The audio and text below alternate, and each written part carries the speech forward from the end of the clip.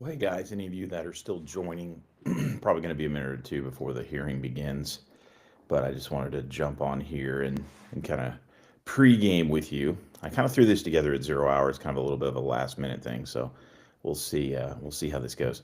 This could be really interesting. So I'm going to set some things up here, and I'll be right with you guys.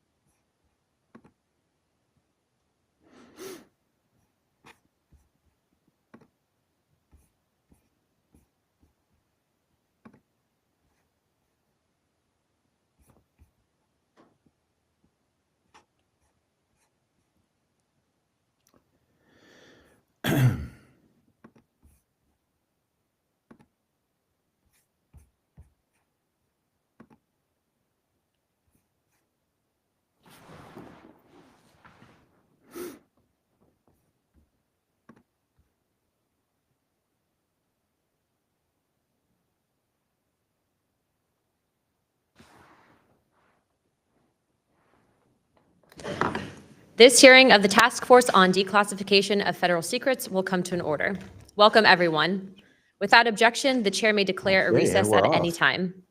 Additionally, without any objection, the following members are waived onto the task force for the purpose of questioning witnesses at today's hearing: Representative Biggs of Arizona, Representative Begich of Alaska, Representative Ogles of Tennessee, Representative Titus of Nevada, and Representative Moskowitz of Florida.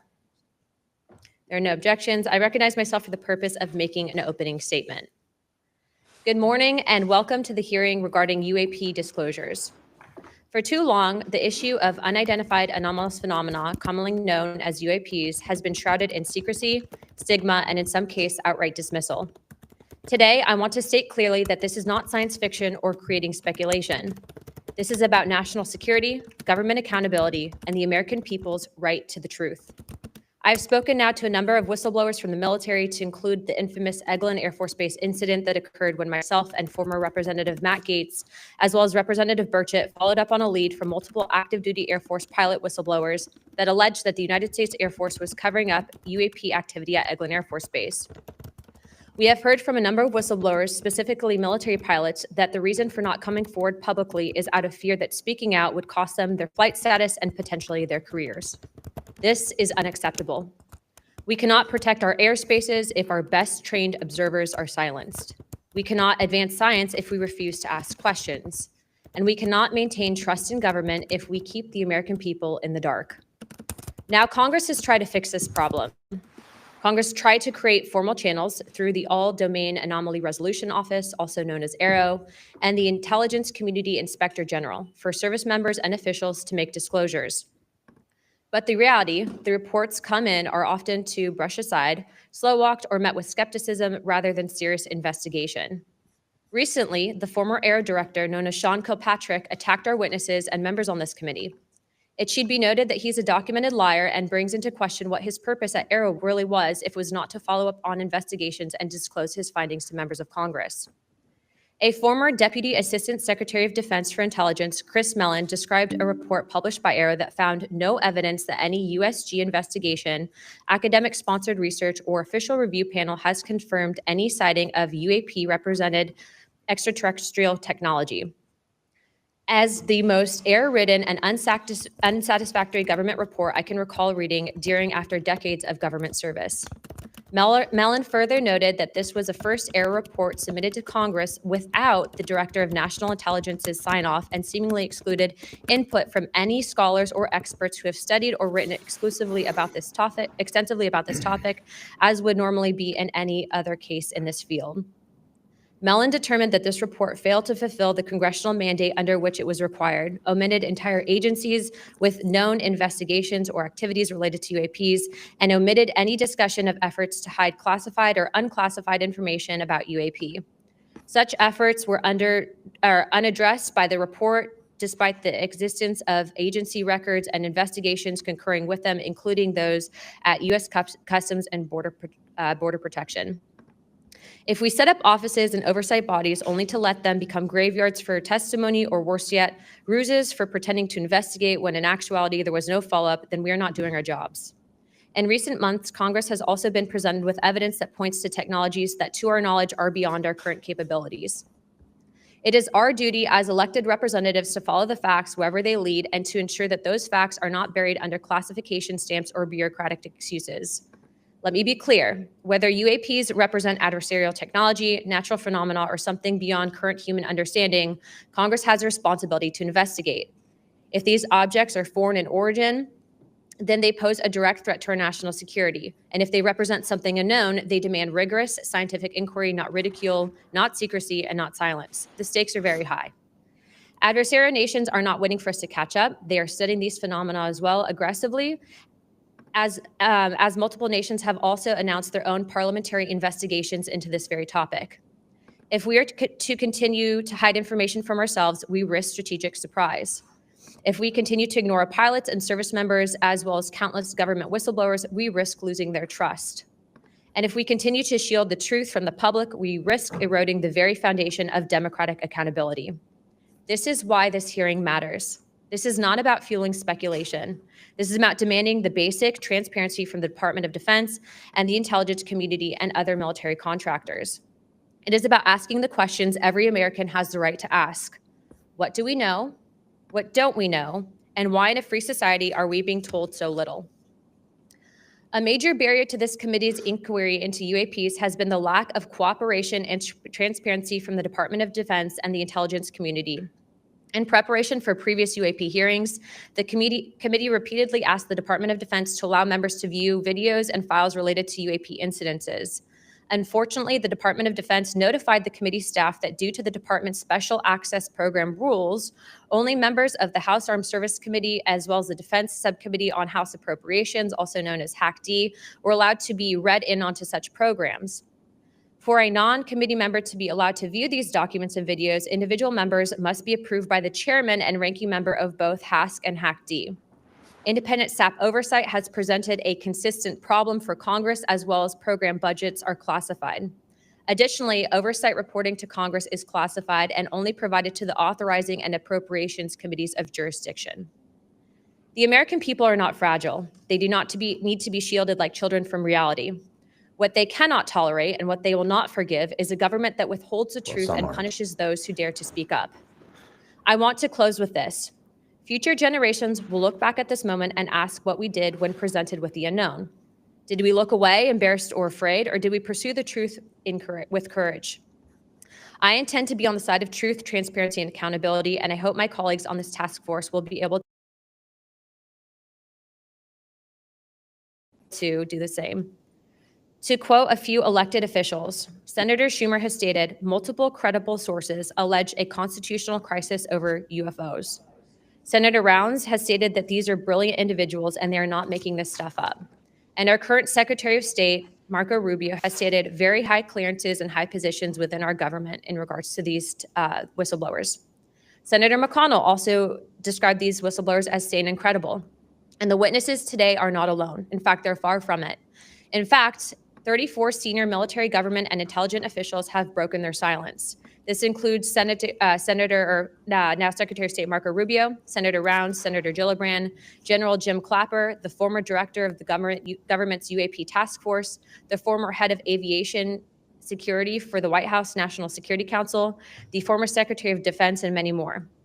Again, to quote Secretary of State Rubio in an upcoming documentary known as The Age of Disclosure, even presidents have been operating on a need-to-know basis that begins to spin out of control. And to quote Senator Gillibrand, who also went public in this documentary, it's not acceptable to have secret parts of this government that no one ever sees. It's time for the fundamental truths of UAP to be revealed to our nation's leaders and the public. It's time for the U.S. government to exercise transparency. And with that, I yield to Ranking Member Crockett for the opening statement. Thank you so much, Madam Chair. At a time of increasing distrust in government, it is important for Congress to take action to restore the government's credibility. Bringing transparency to an issue of great public interest is a step toward doing just that. So I thank Chairwoman Luna for calling this bipartisan hearing to discuss unidentified anomalous phenomena, or UAP, which is today's term for what was commonly known as UFOs, unidentified flying objects. And while some people think of flying saucers when they hear these terms, it is vital that we focus on the real-world impact of UAPs on critical infrastructure, civilian safety, and national security. The opening speaker. There is good reason to believe that most UAPs have origins far closer to home. Currently, NASA has not found any evidence that any UAPs have an extraterrestrial origin. Our adversaries are working to develop new capabilities to gain military advantages, and those efforts are likely explanation for the mysteries that we have observed. Nevertheless, the federal government has a responsibility to the American people to investigate and provide transparent disclosures about every incident. The federal government is equally obligated to protect those who report what they've seen, especially to commanding officers and supervisors. And Congress should do everything in its power to protect whistleblowers and conduct oversight of agencies that are failing to provide that protection. Democracy depends on transparency, and transparency often relies on the courage of individuals willing to risk their careers, reputations, and in some cases, their personal safety to tell the truth. So I look forward to hearing from the witnesses today. We should welcome their accounts and acknowledge the bravery they have shown to come before us. We must ensure that all whistleblowers feel that they can come to Congress to tell their stories without fear of retaliation or professional consequences. We need transparency not just to make better policy, but also to ensure that information flows between all those who need it. There are too many tragic examples in our history where information lapses and a lack of cross-agency coordination led to disaster. Just this year, failure to communicate between FAA and the Department of Defense led to tragedy over the Potomac. The Biden-Harris administration sought to eliminate some of these lapses when it established the All-Domain Anomaly Resolution Office at the Department of Defense. AARO can convene sources from all branches of military, the FAA, and NASA to combine forces to create a comprehensive picture of what is happening in our skies. Some UAP reports have perfectly normal explanations: satellites, consumer drones, weather balloons, even pranks. But we need to track down each and every single UAP. The United States has millions of eyes in the sky, both electronic and human. But only the combination of civilian, commercial, and military sources can begin to create a complete picture. So we need to ensure that people can come forward and report what they have seen to the relevant authorities. And they have to have the right to do so without fear of retaliation. This country has a history of dedicated public servants standing up for what is right, even in the face of potential consequences. From the Pentagon Papers to Watergate to torture programs, whistleblowers have not only informed the public, but also empowered Congress to fulfill its constitutional duty of oversight. Past Congresses have written laws to grant legal protection for whistleblowers, and it is up to us to work responsibly with all sources to hold the executive branch accountable. We are here today to listen to the stories of those who have witnessed events of interest to the American people, and to support the policies that cultivate an environment that welcomes and protects whistleblowers. I hope this hearing will be an example of the respect and protection whistleblowers deserve and the importance of conducting oversight of the federal government. I yield back. So getting ready to speak. I am pleased to welcome the panel of witnesses for today's hearing. She is the I'd first like to welcome US Rep Mr. from Jeffrey Florida's 13th Nusatelli. Congressional District. He's a She's United States Air Republican. Force veteran Crockett, and a that just career finished federal speaking, is employee with actually a more than 20 Democrat. years of experience in And national she is from security, Texas's law 30th enforcement, and district. public administration. Next, we have Mr. Alexandra Wiggins. Mr. Wiggins is currently serving as a Senior Chief Operations Specialist in the United States Navy. Mr. Wiggins is testifying in his personal capacity today and not on behalf of the United States Navy. Next, I would like to recognize the gentlewoman from Nevada, Representative Titus. Thank you very much, Madam Chairman, ranking members, for allowing me to sit with you on this panel today. I'm honored to be able to introduce a witness here who is from my district, George Knapp, who has been the definitive expert and reporter on this topic that you're exploring today, UAPs or UFOs. George is a longtime friend, I would say that up front, but a very respected journalist and a recognized expert in this field nationally and internationally. Just a little something about George. He came to Las Vegas in 1979 and joined KLS television station as a general assignment reporter in 1981. Since 1995, he's been the chief investigative reporter for that channel. He also hosts a national radio show you can listen to on Coast to Coast AM, which covers many of the paranormal topics that y'all are discussing. Over the years, George has been, as I said, recognized for his work. He's been honored with the Peabody Award, the DuPont Award, the Edward Murrow Award, and 27 different regional Emmys for his investigative reporting. Indeed, he has told Nevada's story with clarity, with objectivity, and with integrity. So I know that his testimony today is going to be of great interest and value to this committee. So thank you very much. Next, we have Mr. Dylan Borland. Mr. Borland is a United States Air Force veteran and has a long career in federal service. And finally, I'd like to introduce Mr. Joe Spielberger, a senior policy counsel at the Project of Government Oversight. Pursuant to Committee Rule 9G, the witnesses will please stand and raise their right hand.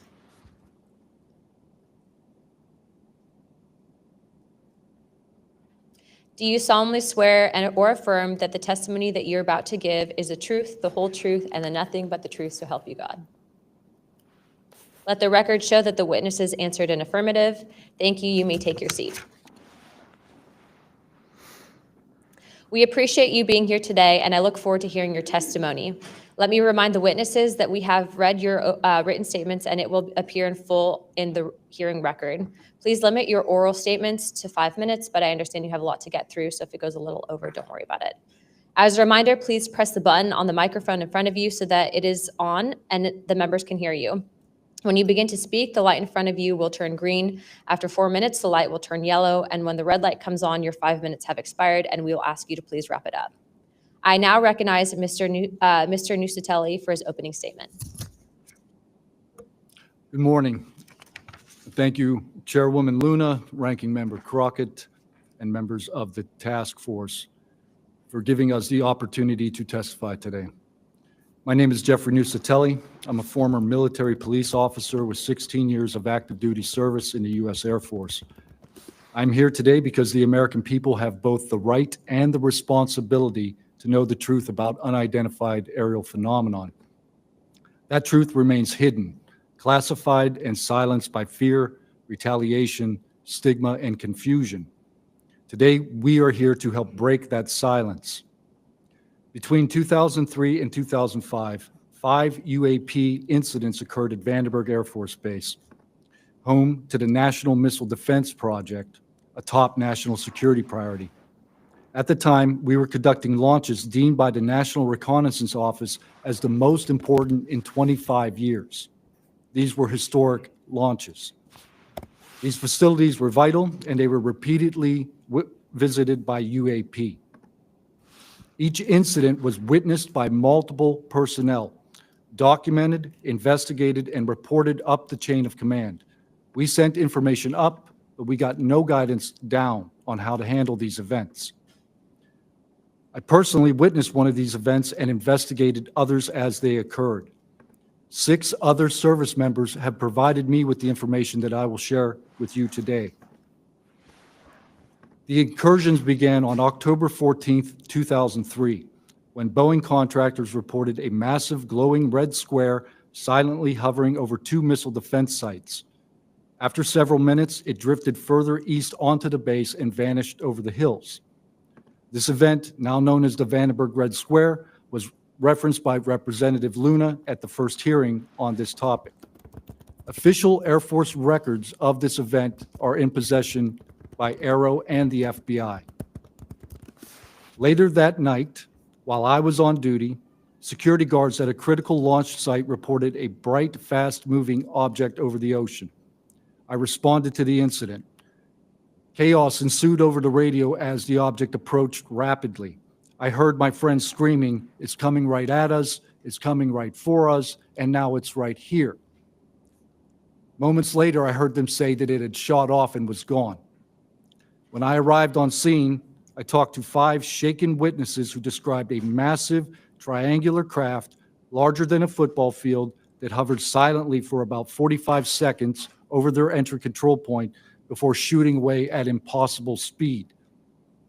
About a week later, another patrol reported a light over the ocean, behaving erratically. Believing it might be an unannounced aircraft, they declared an emergency, and an armed response force responded. Before the forces could arrive, the object descended and either landed or hovered on our flight line, and then took off again at impossible speed.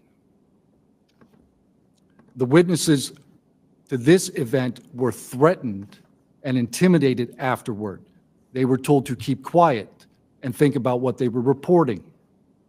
After that, things did get quiet until about 2005, when another patrol reported a massive triangular craft larger than a C-130 silently floating over the installation.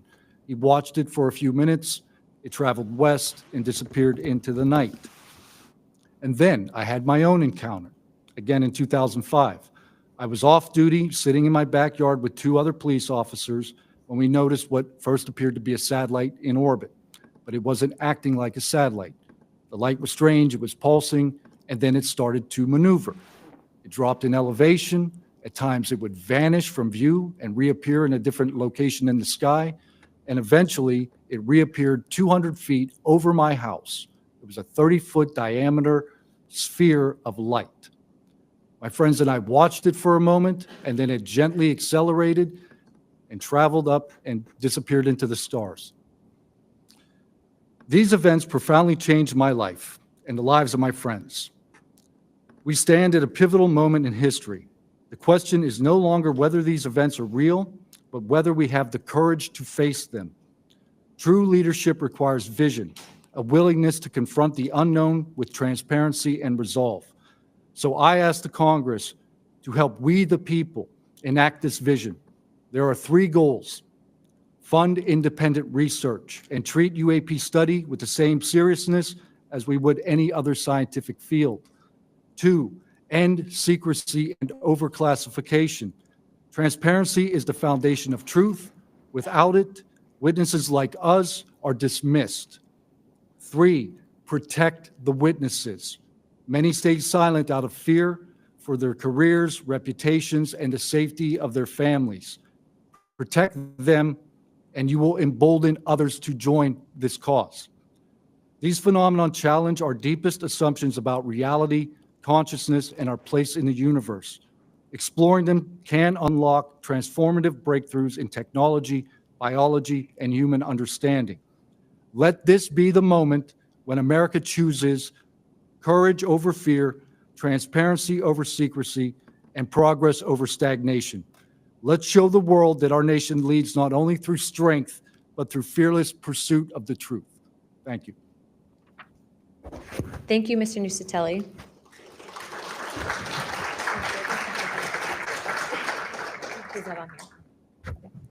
I now recognize Chief Wiggins for his opening statement.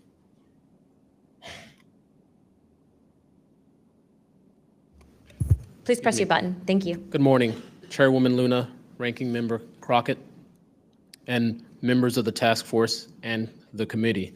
Thank you for the opportunity to testify today.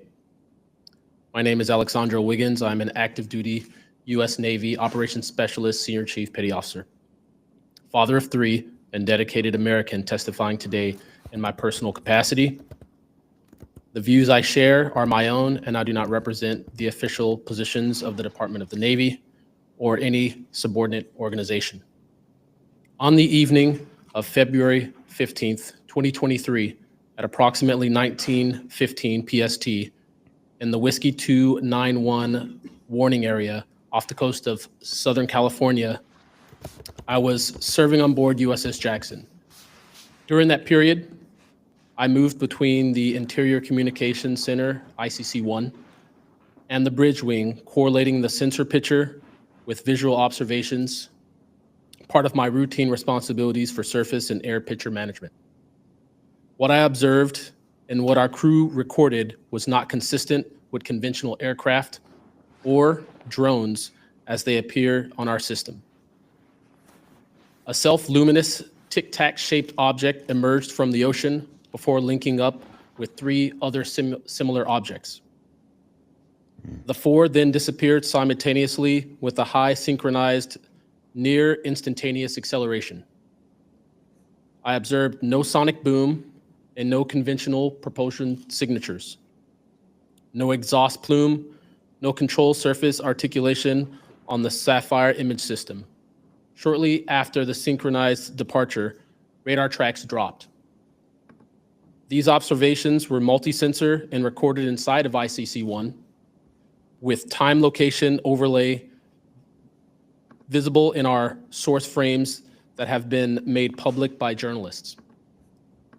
From my experience operating in this region over many years and consistent with our public characterized encounters, unidentified objects reoccur in United States operation areas off Southern California.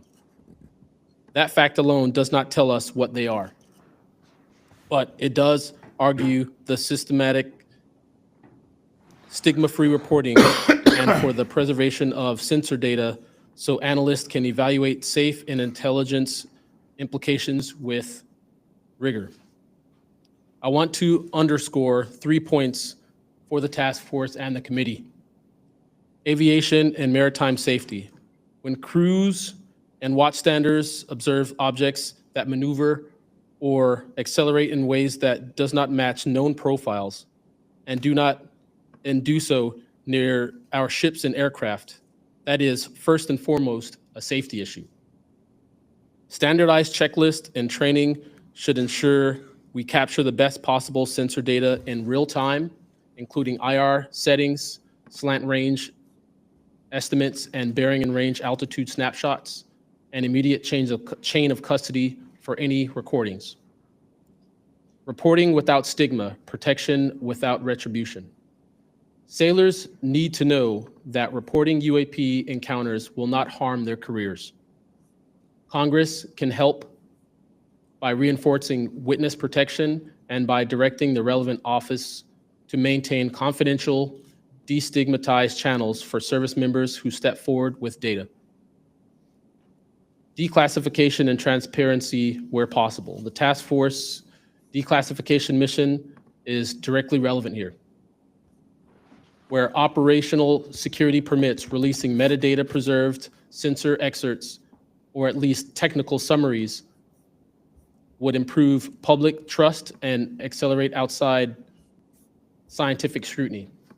That includes, when feasible, the time geo-reference IR frames and radar parameters needed for independent analysis. To be clear, I am not here to make claims beyond my lane. I am here to provide a firsthand account of what I saw, what our systems recorded, and why it matters for safety, for intelligence, and public confidence. My request to you is practical. Help us capture, protect, fairly evaluate the evidence, and provide a safe pathway for those in uniform to report it. In closing, I want to thank the committee and the task force for holding this hearing and for the and for placing this discussion in a forum where evidence can be examined carefully and openly. I appreciate your attention and stand ready to answer your questions. Thank you. Thank you, Chief.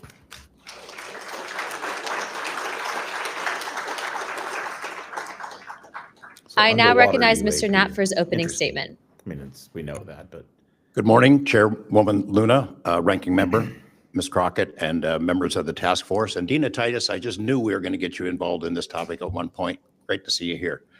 I'm George Knapp, Chief Investigative Reporter at KLAS TV in Las Vegas.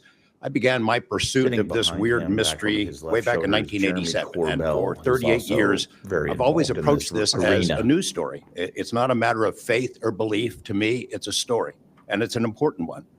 I'm proud to be here alongside these witnesses today, men who have seen strange things and stepped forward to tell the world about it. Whistleblowers and witnesses who step up are routinely insulted, belittled, or worse. They risk their reputations, their careers, their clearances, their livelihoods, and sometimes much worse than that, even their freedom. I know that one of the goals of the task force here is to figure out ways to protect whistleblowers and witnesses. And it's a tall order because so many of the things that happen to witnesses like these are extra legal. They're carried out by persons unknown, as Mr. Dave Grush, sitting up at the top of the room, knows all too well, including events in recent days that have happened to him. I want to share a couple of things that I've learned along the way on this long journey, and I submitted most of that in written form because I estimate that my statement here today would take about 4.5 hours. So I'm going to try to jump over and touch on the more important salient points. I submitted a detailed written statement for the record, and we'll go into a lot of that here. But the public has been told over and over since the late 40s, there's nothing to worry about here.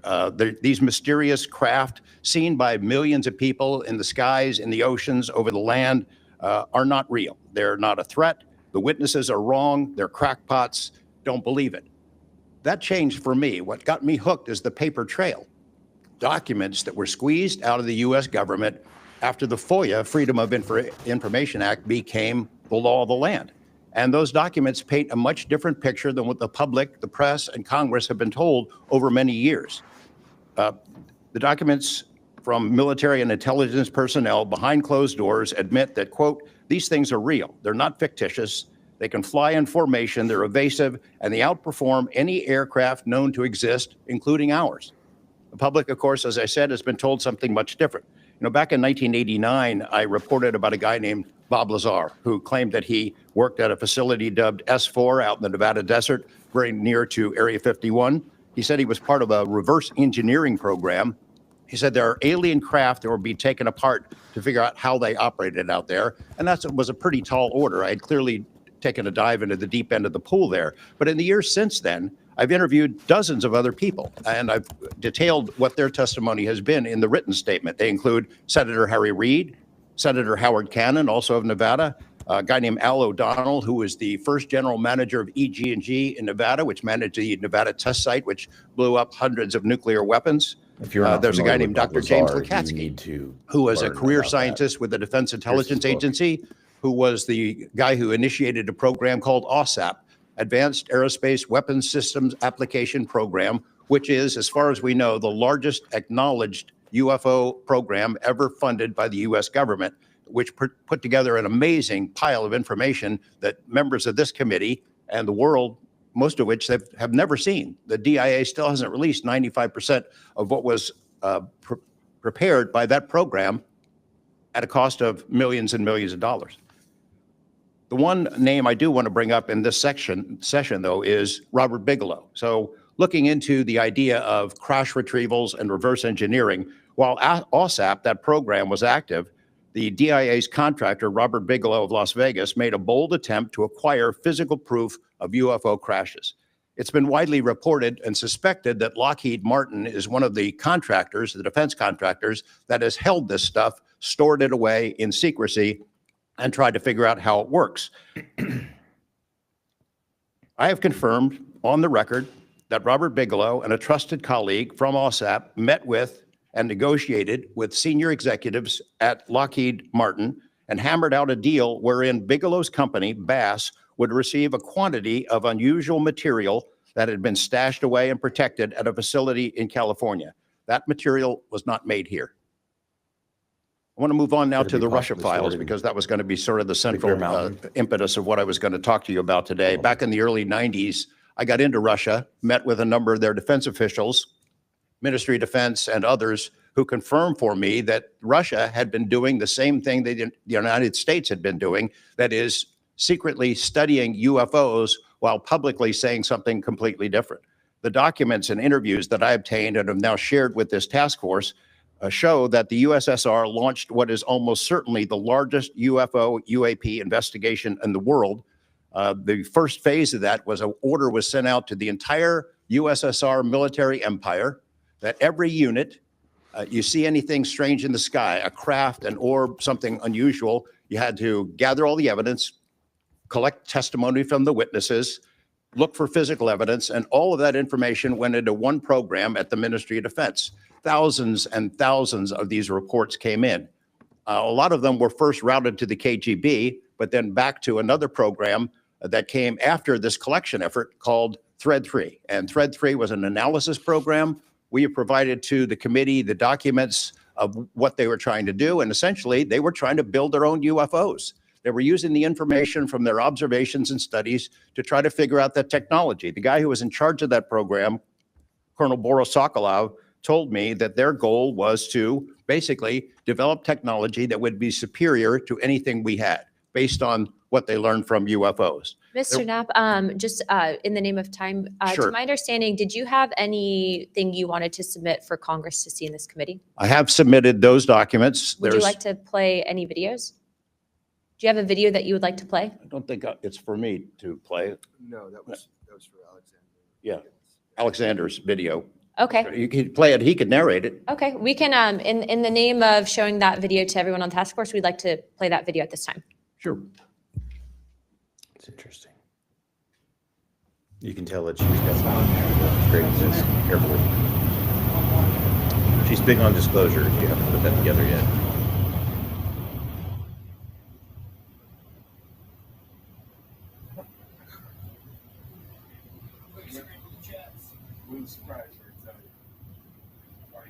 You call it the BVSS team.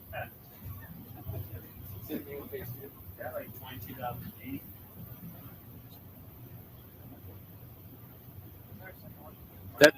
That shit took off earlier.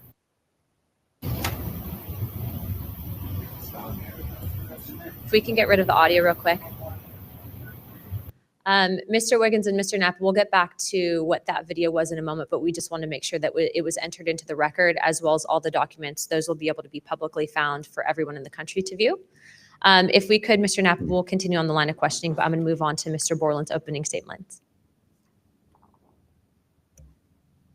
Good morning, members of the task force and the committee. I would like to express my gratitude for being invited to testify to the current task force created under the People's Chamber and the American public.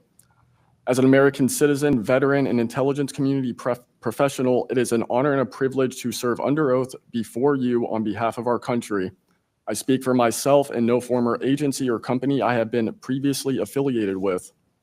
My name is Dylan Borland, a former 1N1 geospatial intelligence specialist for the United States Air Force in an active duty enlisted capacity from 2010 to 2013. I've also been employed with BAE Systems and Intrepid Solutions as a senior analyst, expert in analyzing video, radar, and advanced electro-optical imagery for official identification of aerial order of battle, as well as naval and ground order of battle. I'm a federal whistleblower, having testified to both the ICIG and ARROW with direct firsthand knowledge of and experience with craft and technologies that are not ours and are reportedly operating without congressional oversight. Because of my direct knowledge of the reality of certain legacy UAP programs, my professional career was deliberately obstructed, and I have endured sustained reprisals from government agencies for over a decade. From 2011 to 2013, I was stationed at Langley Air Force Base, Virginia, conducting 24-hour operations via manned and unmanned aerial vehicles for Special Operations Forces in the global war on terror. During the summer of 2012, my team was on standby for weather, and I returned to my barracks on base, and at approximately 01:30, I saw an approximately 100-foot equilateral triangle take off from near the NASA hangar on the base. The craft interfered with my telephone, did not have any sound, and the material it was made of appeared fluid or dynamic. I was under this triangular craft for a few minutes, and then it rapidly ascended to commercial jet level in seconds, displaying zero kinetic disturbance, sound, or wind displacement. Some years after that experience, I was further exposed to classified information from the UAP legacy crash retrieval program through a sensitive position I held within a special access program. During this time, intelligence officers approached me in fear for their own careers, citing misconduct within these programs and similar retaliation that I was already enduring at this time. These issues include medical malpractice committed by Veterans Affairs staff, denial of work I performed while enlisted in the United States Air Force, forged and manipulated employment documents, workplace harassment, including colleagues being directed to not speak with me, manipulation of my security clearance by certain agencies, blocking, delaying, and ultimately removing my ability to be employed within the IC. The retaliation I face and the retaliation against individuals I know who worked in these programs is what convinced me in March 2023 to become a whistleblower. I came forward out of concern for people's lives and to ensure I did everything I could to let our elected representatives know the truth about what is really happening in the executive branch. TR3B, which is something At the end of March 2023, I agreed to meet with Arrow following the suggestion of other federal officials believing it was what our nation required of me. I had reservations with Arrow due to assessments they were reporting publicly at the time as a misrepresentation of the truth. Because of these concerns, I did not share sources and methods information in order to protect current and former federal personnel who had firsthand exposure to technologies of unknown origin. I did not want anyone to face further retaliation beyond what they had already endured. And unfortunately, a staff member ended up getting in some trouble because of that. After David Grush testified under oath in the summer of 2023 and provided historic disclosure, I was then asked to go to the ICIG and did so in August 2023. It was very clear early on during my intake interview, which was video recorded under oath, that the objective was to solely assess how much I know and not move forward with an investigation with new information I provided them. The aftermath of that IG complaint still troubles me to this day. Since my ICIG complaint, I've been prevented from resuming prior employment and can confirm I'm still blacklisted from certain agencies within the intelligence community. In addition, multiple agencies attempted phishing attacks to assess what I had divulged to the Inspector General, including being asked to disclose details of my ICIG complaint during a CI polygraph for a position unrelated to UFO UAP matters as recently as November 2024. As I sit before you today, I and many other whistleblowers have no job prospects, no foreseeable professional future, and a nation every single one of us came forward to defend. Numerous individuals have come forward in various ways to reveal the truth of the UAP reality as patriots and defenders of our nation. Yet many feel discarded, isolated, hopeless, separated from the country they serve. Efforts to rectify this situation for all whistleblowers have been difficult and troubling. And to my fellow whistleblowers and officials who know this information, I offer you my apology, something that I have never gotten, and I'm giving it to you. I swore an oath to the Constitution of the United States, an oath that demands truth and transparency for our democratic republic to function. Each day, these truths remain hidden from our citizens. Humanity drifts further from the principles our nation was founded to uphold. Each day, victims of crimes committed by agencies and companies maintaining secrecy are denied justice is another day our Constitution is shredded. In 2023, Patriots provided this committee and the executive branch with undeniable proof of the UAP reality, and I commend your continued commitment. The future of humanity is one which we either travel to the stars or regress to the Stone Age with this technology. My career has been to deliver critical information to decision makers. Your role as elected by your representatives is to act on it. The time to act is now. Thank you. That's interesting, yeah. He's referencing a TR3B at the beginning of the statement. Notice the really important thing he said there was it took off from a NASA base. It wasn't something that just appeared in the sky or out of the ocean like we heard earlier. This actually was taking off And all of the descriptors fit perfectly with what Bob Lazar said Mr. all the way Borland, back thank in you for like your the service to our 90s, country, and we where appreciate these you. And we craft are can sorry about artificially how you've been generate treated, gravity and we around will them. make sure that we try to And it rectify seems that like we've situation. unlocked some Thank of you, that ma'am. technology. Mr. Spielberger, please, your opening remarks. I don't think we can do it the way that these craft can Chairwoman innately do Luna, it. Ranking Member But Crockett, there are and some ways Task that we Force figured out members, to do thank you for the partially. opportunity to testify here today about the importance of strengthening whistleblower protections, especially in the context of national security. I am a senior policy counsel at the Project on Government Oversight, a nonpartisan independent watchdog organization that investigates and exposes waste, corruption, abuse of power, and when the government fails to serve the public or silences those who report wrongdoing. Whistleblowers are the first line of defense to root out waste, fraud, abuse of power, and corruption in our government. Congress relies on whistleblowers so that it can fully exercise its oversight and legislative authorities. It's understandable that former presidents of both parties have often taken a hostile approach toward whistleblowers. Their disclosures can embarrass the president and their political party or even lead to a national scandal. But whistleblowers continue to play a vital role during both Democratic and Republican administrations. They help Congress and the public identify and understand what government corruption looks like. Their disclosures fuel investigations and allow us to address wrongdoing and hold those responsible to account. That's why historically there's been a strong bipartisan consensus in Congress to support and protect whistleblowers. Doing so protects the country and ensures our government is more responsive and accountable to the people.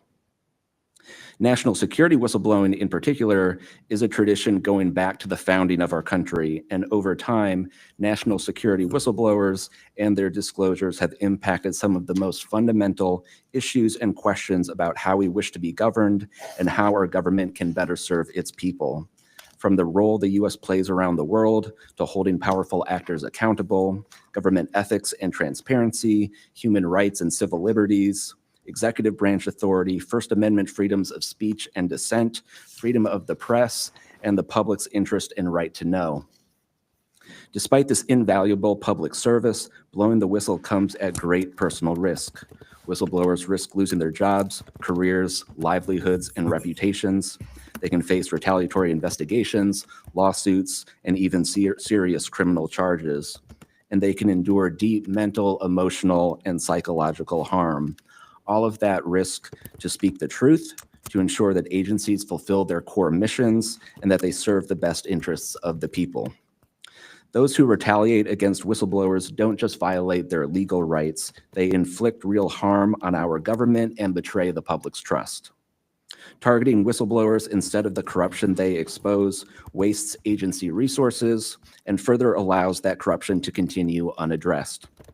It can instill a chilling effect across an agency, fostering a climate of fear and distrust, quieting dissent and free speech, and deterring potential whistleblowers from coming forward in the future. Whistleblowers are often some of the most dedicated and principled public servants we have because of their willingness to put themselves on the line to do what's right. And Congress has historically supported them, again, on a bipartisan basis, but unfortunately, whistleblowing has increasingly become more politicized, with support for whistleblowers often hinging on which party is in power and which party is politically inconvenienced by the misconduct being exposed. But to be clear, targeting whistleblowers individually risks undermining whistleblowing, period. POGO advises members of Congress on both sides of the aisle to focus on the evidence, not the individual. We will always need whistleblowers to achieve the government that best serves its people, because when people of conscience, integrity, and good character refuse to speak up out of fear, complacency, or self-preservation, and leave corruption to fester behind closed doors, that is probably the most dangerous risk of all. If we are serious about increasing government transparency and restoring the public's trust, we need public servants committed to the truth. Whistleblowers need safe and effective channels to make lawful disclosures. They need stronger protections against retaliation. And when they do face retaliation, they need a fair shot to be made whole. Congress has made strides to pass whistleblower legislation, and these laws need to be updated and expanded so that whistleblowers truly receive the protections they need, retaliators are held accountable, and we can achieve the type of government the people deserve. We strongly urge Congress to continue its historic tradition of championing the rights and protections of all whistleblowers. Thank you again for the opportunity to testify here this morning. POGO is committed to working with you and the Oversight Committee to address these critical issues. I look forward to any questions. Thank you, sir, very much. Additionally, without objection, the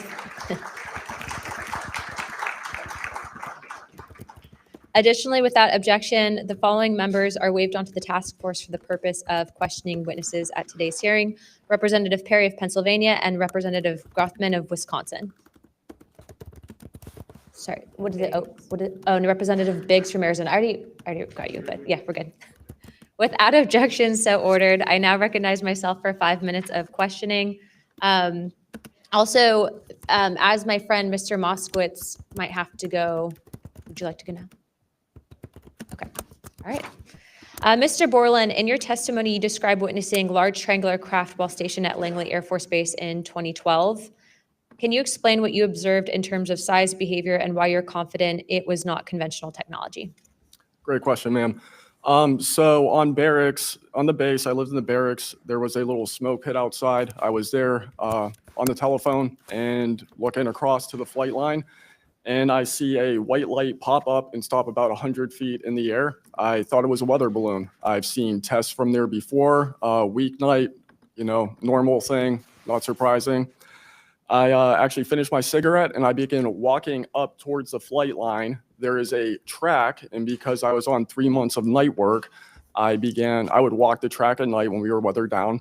And as I began walking towards the light, towards the flight line and the track, the light then flies across the base, across the flight line, and as it flies to me, a triangle manifests around the light. I can't tell you if it's active camouflage. I can't tell you if it appeared around the light, but I can tell you that it was a white light and then it was a triangle. It stopped about 100 feet in front of me and approximately 100 feet above me. My telephone got extremely hot, completely froze, dead. I remember how thick it was. It was between 1 to 2 stories thick, equilateral triangle. I could never see the top of it, and the edges were 90 degrees. There were 4 lights in total, 1 light on each corner and a larger light in the center, 2 to 3 times the size of the corner lights. But what was really odd was the outside. The best way to describe it is like looking at a James Webb telescope picture where you have the colors and then the black background. So the craft itself was this black metallic flake paint, but on top of the craft was this gold, lava, plasma, some type of fluid going over and around the craft. I'm under this for about 2 to 3 minutes, and then the center light flashes 2 to 3 times, no sound, immediately shoots up to commercial jet level minimum, in my opinion, and I immediately feel static electricity all over my body, and then I smell the smell of after a thunderstorm or lightning storm, that really strong summer thunderstorm smell. Gets up to flight level. I'm trying to get my phone reset, and I can only see the center light at this point. If I didn't actually see it take off, I would have thought it was a star. And then it hovers up there, and it begins to slowly move due east out over the Atlantic Ocean. I finally got my phone reset. The entire thing was about, from the time I saw the light pop up near the hangar until it took off out over the ocean, was about 15 minutes. And following up to that question, after you disclose this information to the intelligence community, Inspector General, you're subject to phishing attempts and job blacklisting. How widespread do you think this is across the intelligence community for those who raise concerns regarding UAP programs? It's a difficult question to answer. I think prior to David Grush and people beginning this process of bringing people into awareness of the reality of these programs and certain things people have witnessed, probably extremely widespread. I think today there's still an issue, but because people are able to come before you and people are speaking out, I think it has been somewhat less. I would hope, though, that people would, because if this goes back into closed doors, this is going to get really ugly. What type of behavior have you witnessed from former Aero Director Sean Kilpatrick as well as his staff in relate to this information you provided to them? Did they ever try to classify this information as non-human technology? Good question. The problem with this is that I know what I experienced firsthand, and I know other things. I think the staff at Aero that I met with in March of 2023, I think they were good people doing the job they were told to do. I did not meet with Kirkpatrick. He was either not present or did not want to meet me that day. However, they did classify information about the reality of this subject. And it was very concerning because in my Aero MFR, they had actually referenced a former staff member that was the one who told me to go there, and they I'm going to cut in really probably quick. shouldn't Sorry, have done Dave. that. I'm trying not to And keep real interruptions quick to the before my middle. time is up, and we might go to second round of questioning just so you're all aware. How important, given everything that you've seen and experienced, is the UAP Disclosure Act of 2025 in restoring both public Just very accountability quickly, and he trust? is describing a TR3B. I think very important. we call it Black I would Bonanza. hope, though, It's that called the code the name for it. 7-year window could be What shrunk, this is my a opinion. craft that we have but reverse very important. engineered and The built truth needs ourselves to be based known. on what we have learned from captured Thank you very UAP much. I now technology. recognize Everything he Jared described, Moskowitz the of taking Florida. off from the base, the lava Thank you, light Madam Chairwoman. covering Thank the you for lights, allowing me the structure, to wave on everything to the describes this committee. craft. I remember, the It's an last committee artificial when we anti-gravity had system that a we bunch have of engineered based on former reverse military engineering. personnel It's like a folks poor man's version of that what either the served on actual bases, were UAPs do. pilots, or were in different programs experiencing knowledge. It made me recognize that the narrative has changed, right? It's politically convenient for the government if you all weren't military folks in suits. It would be much better if you pulled up in Winnebagos and were wearing hats. And so the picture of this, because that's important for the American people and how you tell a story, what the message looks like, and who the messenger is. So this is now the second or third committee where we have former military folks with impeccable records, with information and knowledge. And it's definitely clear on a bipartisan basis that we have to protect our whistleblowers. There's no doubt. And in a day in which it's really hard to tell what's true or not from a political standpoint. And so I don't really know what is true. I don't know on this subject. But I do know when we're being lied to. And we are definitely being lied to. There's just no doubt about that. Mr. Wiggins, I want to talk to you. I find your background and testimony compelling. When you first saw what you were looking at, what were your first thoughts? My first thoughts were, I think everything that I was told and taught as a kid and as growing adult no longer, was applicable. If I'm able to see something that I thought defies gravity in such a way, then what else could be possible? That was my first thought. So did you think what you were looking at was a weapons program that you were unaware of, or did you think what you were looking at was obviously some extraterrestrial piece of technology? Neither one of those crossed my mind. It was just. How about now? What do you think it is now? I'm not the expert. I think it. I want to be as skeptical as everyone else and just hope to know the information. Anyone in the U.S. government tell you what you were looking at to try to dissuade you from what you thought it was? No. So no one was like, oh, there was some anomaly with the technology. No one from the government did that? No one. How do you think you were treated when you reported this information or have talked about, the Tic Tac video is well out there. It's well reported. How were you treated? I've had no pushback at all. I haven't had anyone reach out to me or try to, dissuade me in either direction, militarily speaking. So I was treated fair, and I appreciate the Navy itself with assisting me with coming here to being able to testify. That's good. So what do you think the American people should take away from watching your video, right? Because when we watch it, obviously, right, we've never seen anything like that. It defies what we know to be technologically possible. What are we supposed to think? Someone's lying about something. Someone's hiding something, right? That's not normal what you looked at. I think little what the twerp American is, people should a think Democrat when from seeing that Florida. video, along with others before me, is that there is something out there, Not that I and don't like Democrats. we should know as the people what it is. He's just- Right. And so let's eliminate Self-righteous Cherokees possibilities. So coming they across didn't the come to you road. and say To there me was a anyway. technological error with what you were looking at. So we put that aside, right? They didn't Supposed say to it be was protecting broken. So whistleblowers, not kind of we look browbeating at that them. and we see something. So it's either a weapons program being reverse engineered by our governments or other governments, or it's nobody's government and it's not from here. Those are it. You agree with that assessment? I agree, one or the other. Mr. Borland, when you first experienced what you were looking at, what did you do next? Like, what was your next step after it had passed and you were done? I actually kind of laughed to myself and said, okay, so this exists as well. Worked in enough programs, been exposed to enough that I was like, okay, so this is a real thing. I went back, walked the track, talked with a couple of my friends about it. I did talk with some of my coworkers, one in particular, which I thought was a joke, and it definitely wasn't, was like, you probably should never say this to anybody.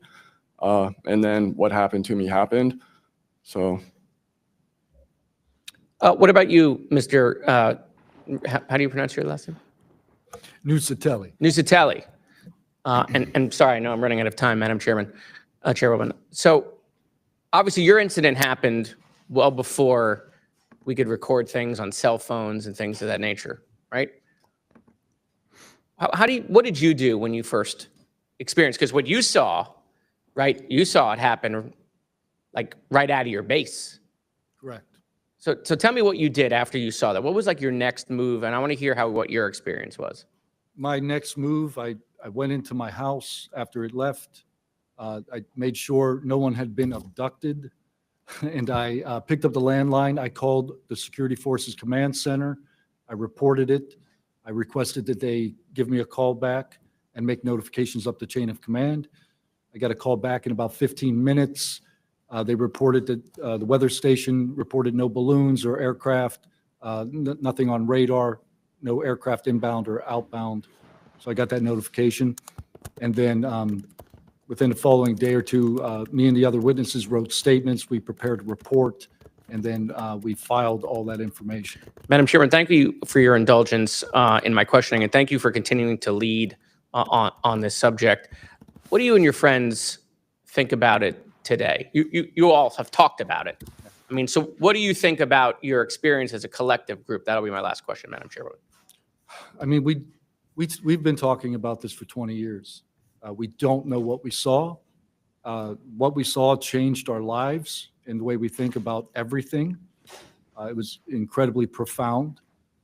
The object I saw, I don't even know if it was an object. It was a light. It was an orb. It didn't look like a craft, but it did look solid. And that's what we talk about. We noticed the object, and this was a pattern across all the encounters. Someone would see a light. They would pay attention to the light. And then the object responds. It performs for you. And then they come down and they investigate you. So it's almost like they're curious. So that's the thing we primarily talk about. Why did it come after we noticed it? Maybe it noticed us after we noticed it. You're welcome. I now recognize Representative Mace for 5 minutes. Thank you, Madam Chair, and I want to thank all of our witnesses for being here today. Mr. Borland, I'd like to start with you and ask a few questions. Were there any other witnesses when you saw the equilateral triangle? Were there other witnesses that saw the same thing? Not to my knowledge, ma'am. At that point, the only people that would be awake is those of us that were doing operations for the GWAT and then security forces. So not to my knowledge. And do you think that, in your opinion, that the equilateral triangle was the U.S. government's technology? Smart gal. I did once upon a time, but knowing what I know now, I'll have to answer that question in a skiff probably. Well, my next question is, you teased us. So knowing what you know now means what? I know enough to know that if you want an answer to that question, go to Arrow. They have the answer. Do you think it was a foreign government? I do not. No. And Arrow is supposed to be disclosing. The last time I was in a skiff with Arrow, they said they were going to be doing disclosures. Had they been doing much of that? Nancy Mace. I don't have an answer to you for Yeah. you. I don't know. She's I know on what the Arrow Republican reports account of publicly, South and I know what Carolina. I've been through. Yeah. And some of this stuff can be, I think, debunked, right? Sometimes there are weather balloons that look kind of a little funky, or drones or whatever, depending on the angle, direction, speed, et cetera. Are you scared for your safety? That's a complicated question. So being here today, if I say the wrong word, technically I can be charged with espionage. Espionage is a death penalty. Whistleblowers have faced it. John Kiriakou, for example. I am not scared for my physical safety in the sense of a agency or company coming to kill me, but I have no job. My career has been tarnished. You know, I'm unemployed, living off of unemployment for the next 3-4 weeks until that's gone.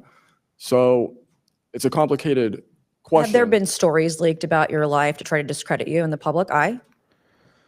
As of now, I don't know. We know they did that to Mr. Grush. I am aware. Yes, ma'am. They leaked his private medical information, horrific things. It is. Okay, you said in your testimony earlier with the chairwoman, you know other things. I guess that has to be mentioned in a skiff. It would. The other things. It would, pending I'm even legally allowed to speak on, and the people in the room are even legally allowed to hear it. And is that, would we need to know the compartmentalized word, like what the code word is, or the name of the program, the special access program, in order to even hear it? You have to know the word, right? Skiff, I would The name of it, right? I would suggest that to be asked to DNI Gabbard and work with her for that, because I can't give you the answer on what is the But requirement. this is what the U.S. government does, right? They compartmentalize the information. Only certain people know the name of the program, and if you don't know it, you can't get the information. If you don't have the name, you don't know what to ask for. Facility. Even when we're reviewing the budget, we go into a skiff, we look at DoD budget and the budget of like black box programs, and we don't know what we're looking at because we don't know what these programs are. Is it a way for the government to hide from Congress what's really going on and where the money's going? In my opinion, absolutely, yes. You mentioned too in your testimony earlier that, quote, you went to speak with the government and they said somebody's name, a colleague's name, and you said they shouldn't have mentioned that staff person's name. What does that mean?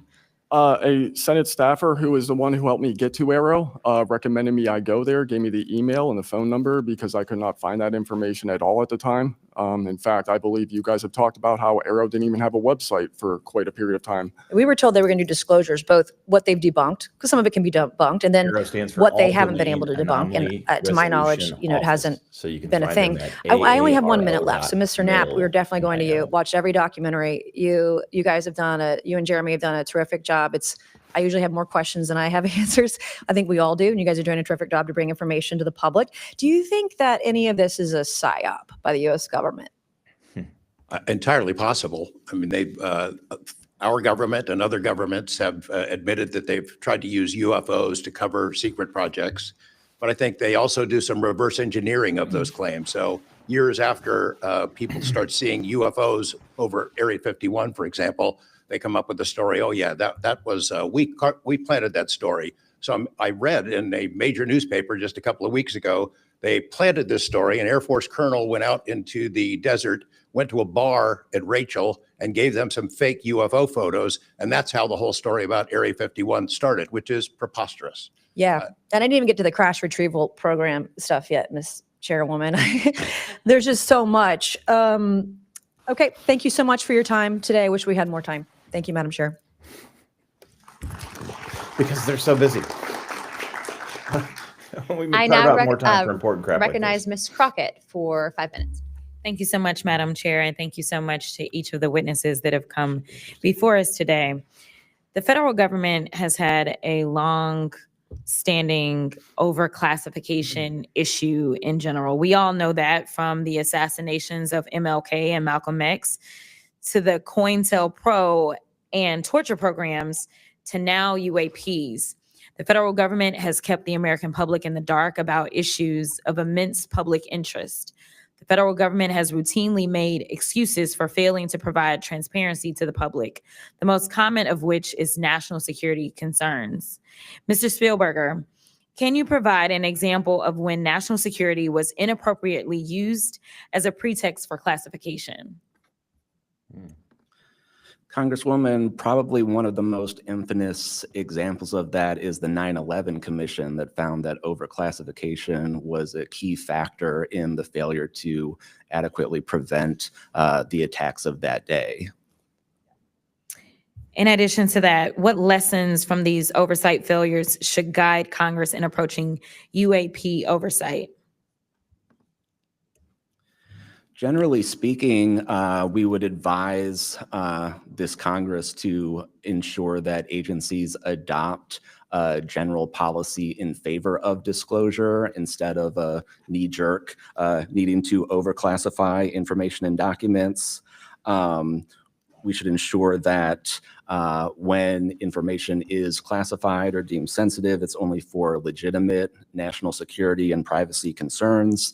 And we would recommend adding additional factors to the considerations of cost, value, and certainly to the extent that it's critical for the public interest and the public's right to know, especially when we are talking about these very serious national security concerns and implications.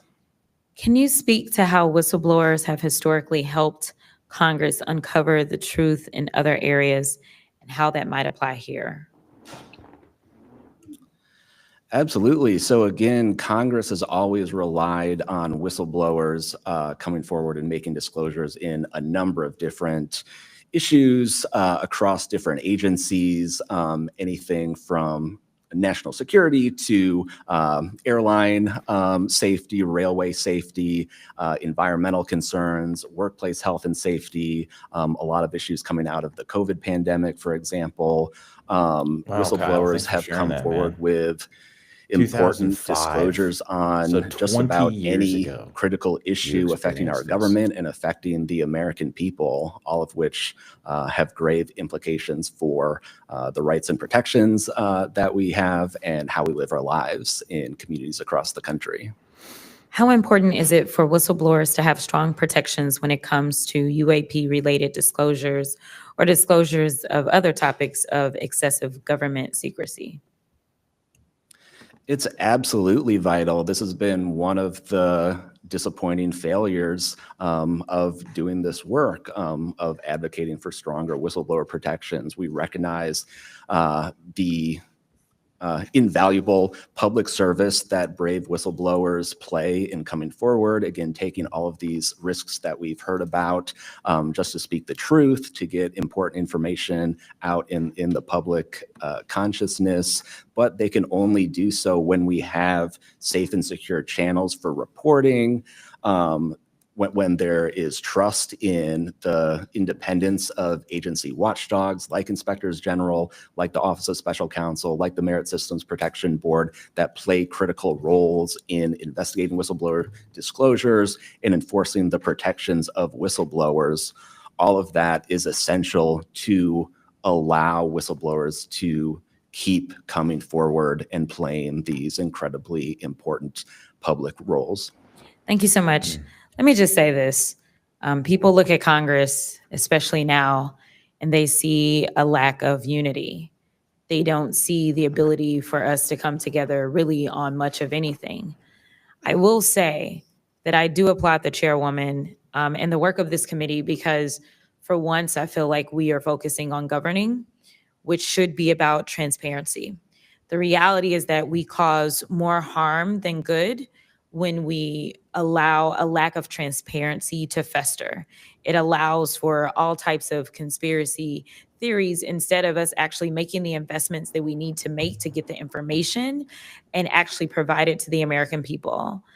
The reason that I wanted to focus on making sure that we answer some questions specifically around the protections of those that are willing to come forward is because the only way that we can make this government actually work for all of us is if no matter where you are in this federal government, you feel as if you are safe when you come forward with information of any issue.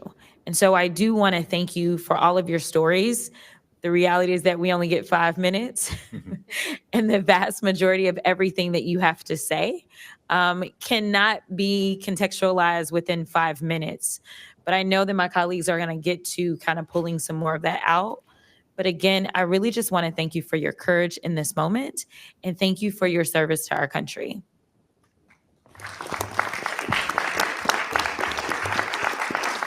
Oh, I'm not a big fan of Jasmine Crockett. but I now recognize that was Mr. actually Burchett very from well- Tennessee for very 5 minutes. Well said. Thank you, Chair Lady, and thank you, Ranking Member Crockett.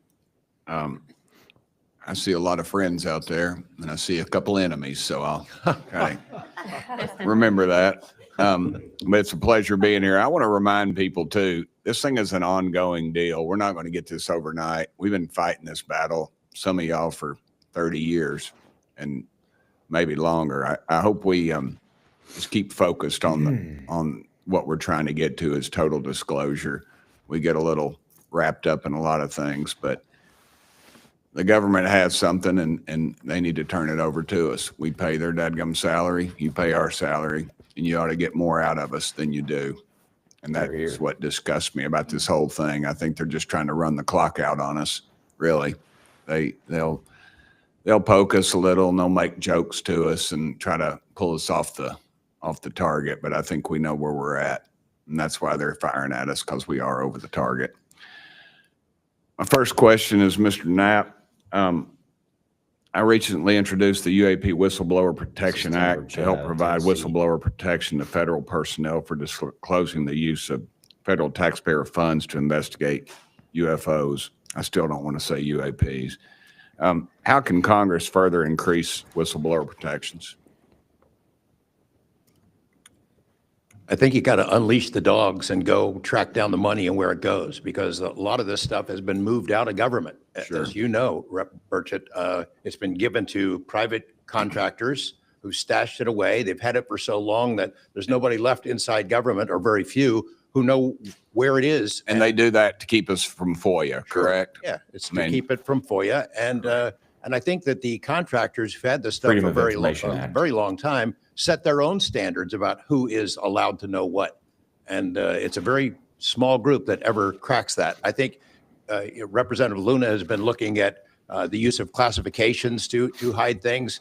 I'm not sure that even this committee getting security clearances that should allow you to see this stuff would allow you to follow where it really goes. I worry about the people that are looking at it, don't even know what they're looking at. I mean, it's gone through so many, since Roswell, for instance. I mean, you think there's nobody even alive that was around any of that stuff. Yeah, So I don't think they've made much progress from the people that I've talked to. I don't think they've made much progress in learning that technology. Might have made some, but you wonder, the implication is Tic Tac. Oh yeah, that's ours.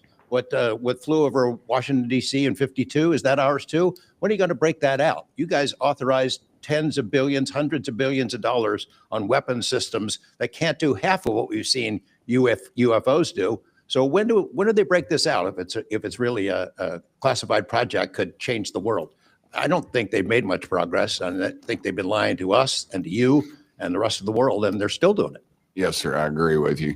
How did you manage to obtain the classified Russian UAP documents, and how did you get them back in the United States? Well, I met this Russian physicist who was in the United States lecturing. And I want to us. clarify that I can't even take a thing of honey home on my airplane Yeah. when I fly back to Tennessee. Yeah, So, I did something pretty dumb. and I'm bitter about it, but Yeah. go ahead.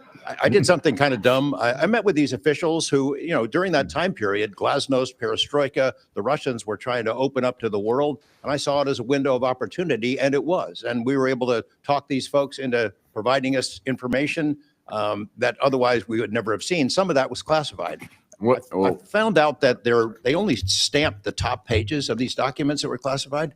So I just removed them. I removed those pages and I carried them. And if they'd caught me, I'd be in a gulag still. Yeah. We'd be saying, what happened to George Knapp? Oh, yeah. That's What happened to the Russians Wow. that came forward to you in 1993, and were there any so repercussions George for Knapp them? disappears. We know Well, there why. were. The Russians first got it. thing that happened when I talked about this after getting back and going through the files and things and sifting through it, the Russian physicist who had helped us be introduced to all these people wrote back and said there was a huge eruption, that there was the real right, far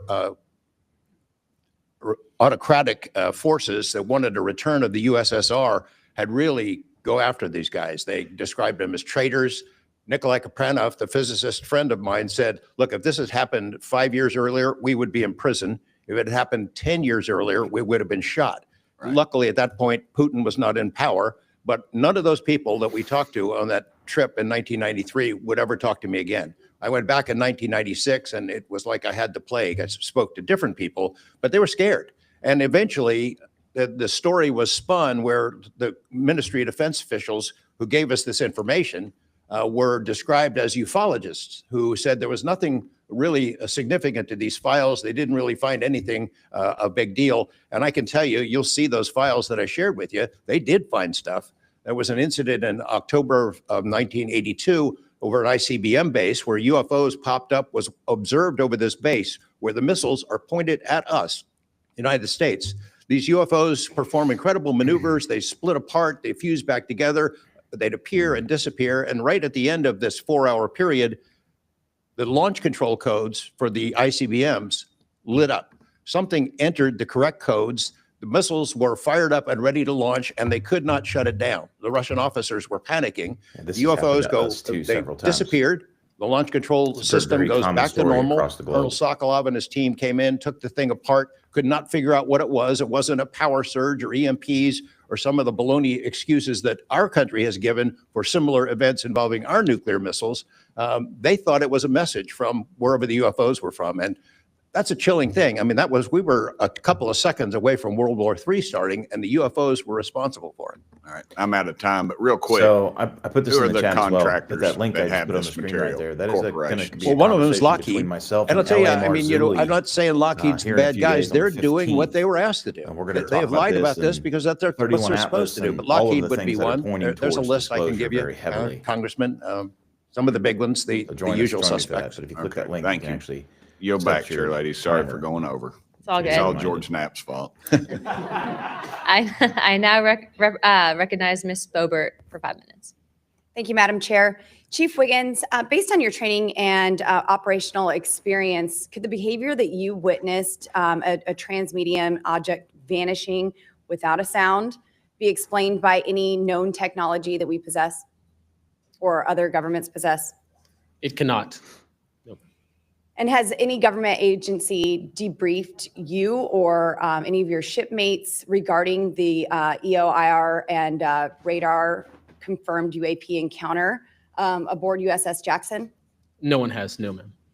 What was that encounter like when you brought that up? If you want to briefly summarize that, when you brought that to their attention and then you were not provided any follow-up, who was told and how did you feel when there was no contact back to you? Lauren Boebert. As far as the actual incident happening Yes, or sir. the reporting level? Yes, Chief. It was within the event happening. My duties are to report to the tactical action officer on watch while we're standing watch. So tactical action officer was there. I made my report. I've not had any discussion outside of that day. There's been no communication to me or requests from me within inside of the military. But speaking of that actual incident itself, once the report was made to the tactical action officer, that's when I made the decision to ask the individual watchstander that was controlling Sapphire to be able to slew into the location. And that's what you see in the video itself is when the watchstander is slewing in and kind of showing us what we're looking at. But outside of that, that's as far as the reporting went that I know of. Thank you, Chief. Just for the sake of time, Mr. Nusatelli, has RO, the Air Force, or the FBI ever followed up with you personally about the Red Square event? I did have follow-up by Aero, nothing with the Air Force. The Aero office updated me, I think, at least 2 times. They let me know that they were unable to locate any records, that the records had been destroyed by the Air Force. The Air Force is destroying all their police records every 3 years on a schedule. So You were informed that these documents were destroyed. Well, I have a Freedom of Information Act from the Air Force that states clearly that they destroy all police records on a 3-year schedule. Okay.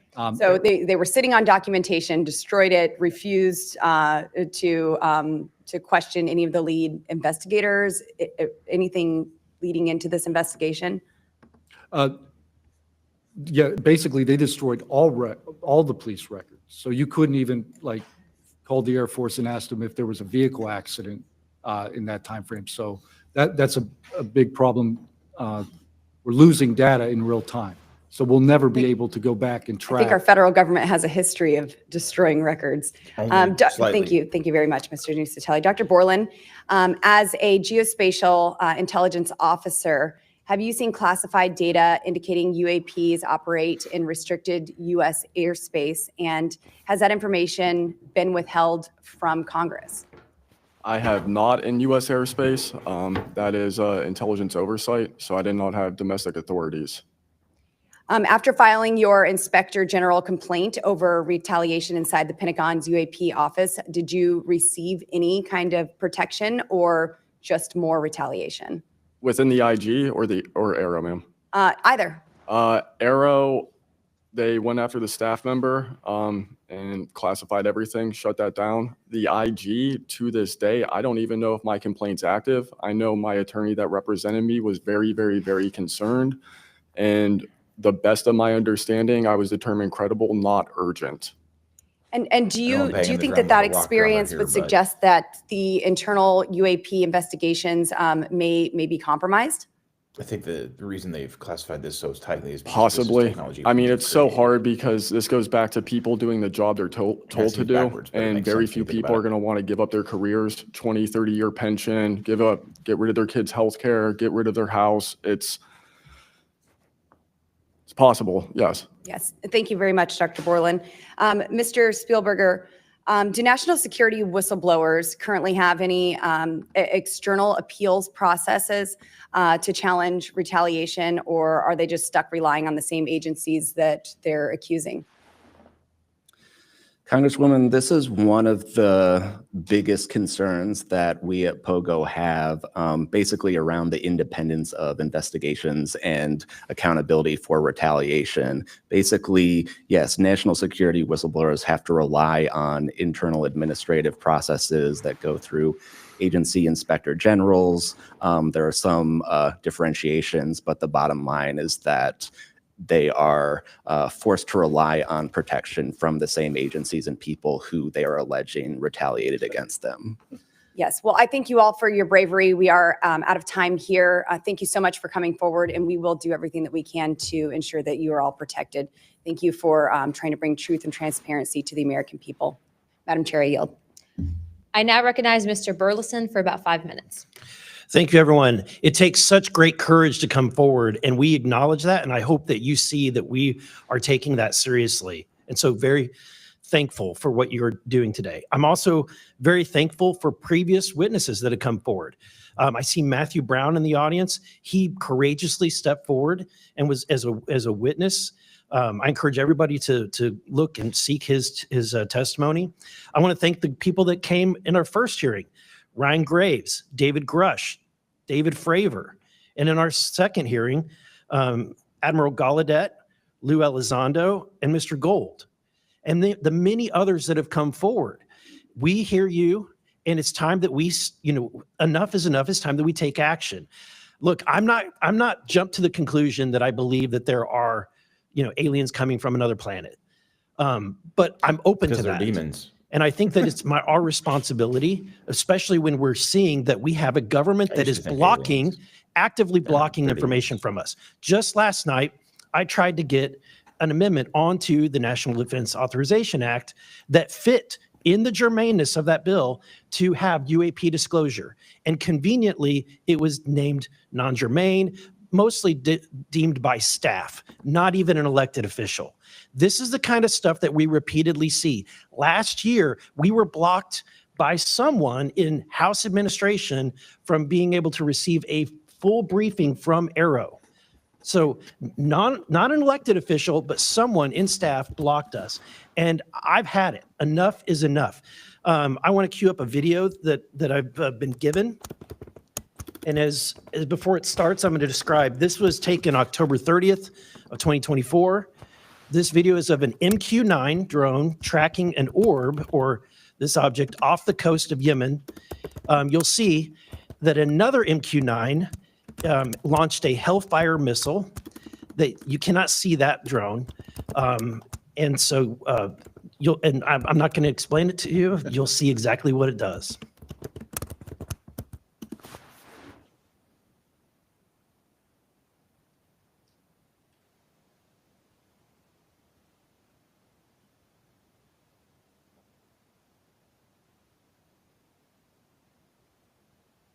What's of note is the way the craft is positioned right now. Oh my goodness.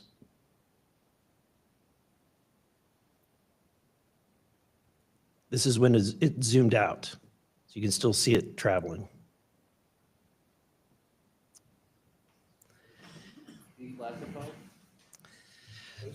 So, Mr. Knapp, have you heard about, events like this occurring?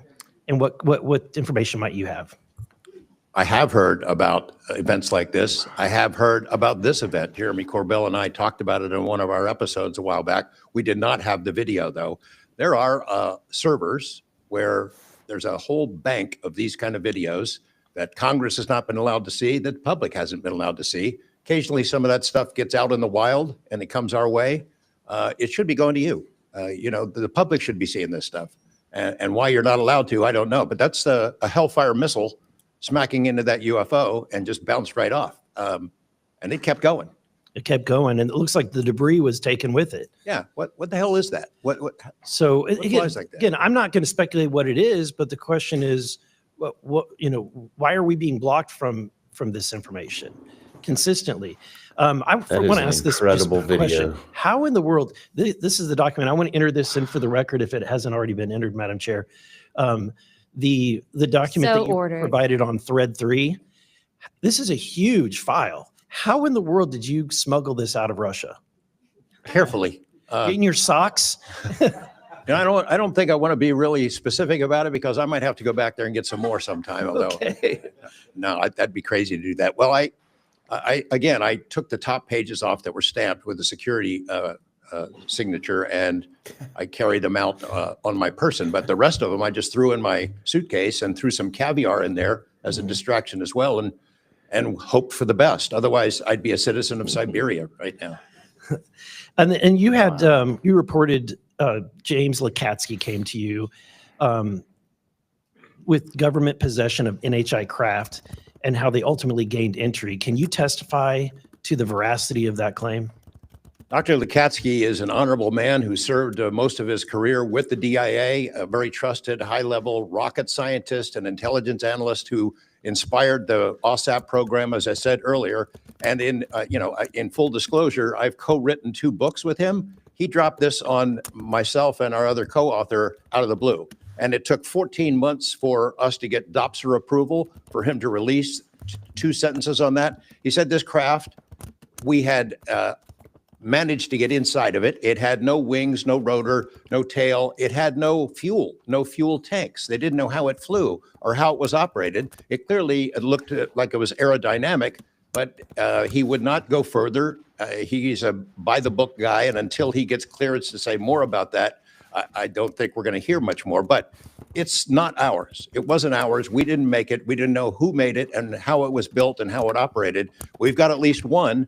And I don't know, I think that's enough confirmation that we do have recovered discs and materials. Lastly, Mr. Borland, in the classified realm, have you been exposed to undeniable confirmation of NHI technology? And then my second question is Base Systems involved in any way with reverse engineering exploitation of non-human intelligence craft? Yeah, we're gonna have to have a conversation this skip for that. Whether I'm legally even allowed to answer that, and whether you're even allowed to hear it, sir. Okay. Again, you can sense our frustration. And so I just want to thank you for coming forward. We will continue to fight because look, this is about making sure that this government belongs to the people and restoring the republic the way it was intended to be. Madam Chair, I also have further witnesses of courageous individuals. It was given to me by Dr. Stephen Greer, including Michael Herrera and his testimony. We have Roderick Castle and his testimony, Randy Anderson, his testimony, Stephen Digna, and others, 3 others, all saying similar things to what the witnesses today have said. And I would like to enter that into the record as well. No objection. Thank you. I now recognize Representative Lee for 5 minutes. Thank you, Madam Chair. I think we need to make sure that we don't get distracted by sensational stories only of unidentified anomalous phenomena and lose track of what the core of this hearing is about. This is all a perfect example of why whistleblowers are so important and why it's so important that we step up and protect them. With Trump, RFK Jr., EPA Administrator Lee Zeldin, and others committed to dismantling government and firing professionals who do dare to speak out against the threats this administration's disastrous policies create, we have to focus on protecting all whistleblowers, not only the ones who are reporting on UAP. I'd like to thank the whistleblowers who have agreed to come before the committee today and speak their truth. This administration's claims to care about waste, fraud, and abuse, and so often it is the whistleblowers who care and who are the tip of the sword fighting against the real waste, fraud, and abuse. One study found that whistleblowers expose fraud at more than twice the rate of third-party auditors. So, Mr. Spielberger, what are some of the best examples of whistleblowers exposing fraud and abuse in the federal government? This is Thank you, Congresswoman. Summer Again, Lee, whistleblowers have played such a vital Democrat role from across Pennsylvania. so many different issues. One prominent example goes back to the 2014 VA waitlist scandal. Pogo actually played a very instrumental role coordinating with Iraq and Afghanistan Veterans of America. At that time, we received tips and whistleblower disclosures from over 800 different individuals talking about the VA subjecting veterans to extensive wait times in order to get the basic standard of care that they deserve. It's certainly prolonged serious illnesses, even contributing to hastened deaths. And we were able to help shed more light on that issue, which I think just emphasizes the importance, even outside of the national security context. We are often still talking about serious issues and even life and death concerns. And unfortunately, whistleblowing can lead to serious repercussions and retaliation, especially in this vindictive and lawless administration. Mr. Spielberger, in the past, what kinds of retaliation have they faced, and what are we seeing today under the Trump administration? So we've certainly heard about a number of different examples of retaliation. One that I'd like to highlight that Mr. Borland referenced previously is retaliation through abuse of the security clearance process. That can have grave implications, not just for a whistleblower, but also their ability to seek legal counsel and defend themselves against retaliation. And when we look at the past several months of this administration, unfortunately, we've seen a really systematic approach toward dismantling the nonpartisan civil service. We've seen the mass firings. We've seen undermining of independent agency watchdogs, mass firings of inspectors general, undermining the Office of Special Counsel, the Merit Systems Protection Board. Again, these entities that are meant to be independent and play a critical role in investigating whistleblower disclosures and ensuring that their rights are protected. Yeah. Thank you. In 1989, Congress passed the Whistleblower Protection Act and then broadened it again in 2012 to ensure that federal workers could feel free to come forward to their elected officials. And it's a good thing we did, because whistleblowers have played a more important role than ever since Trump has taken office.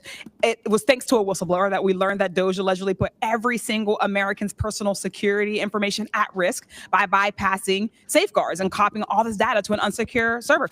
I ask unanimous consent to enter into the record a New York Times article titled, quote, "DOJ put critical social security data at risk," whistleblower says.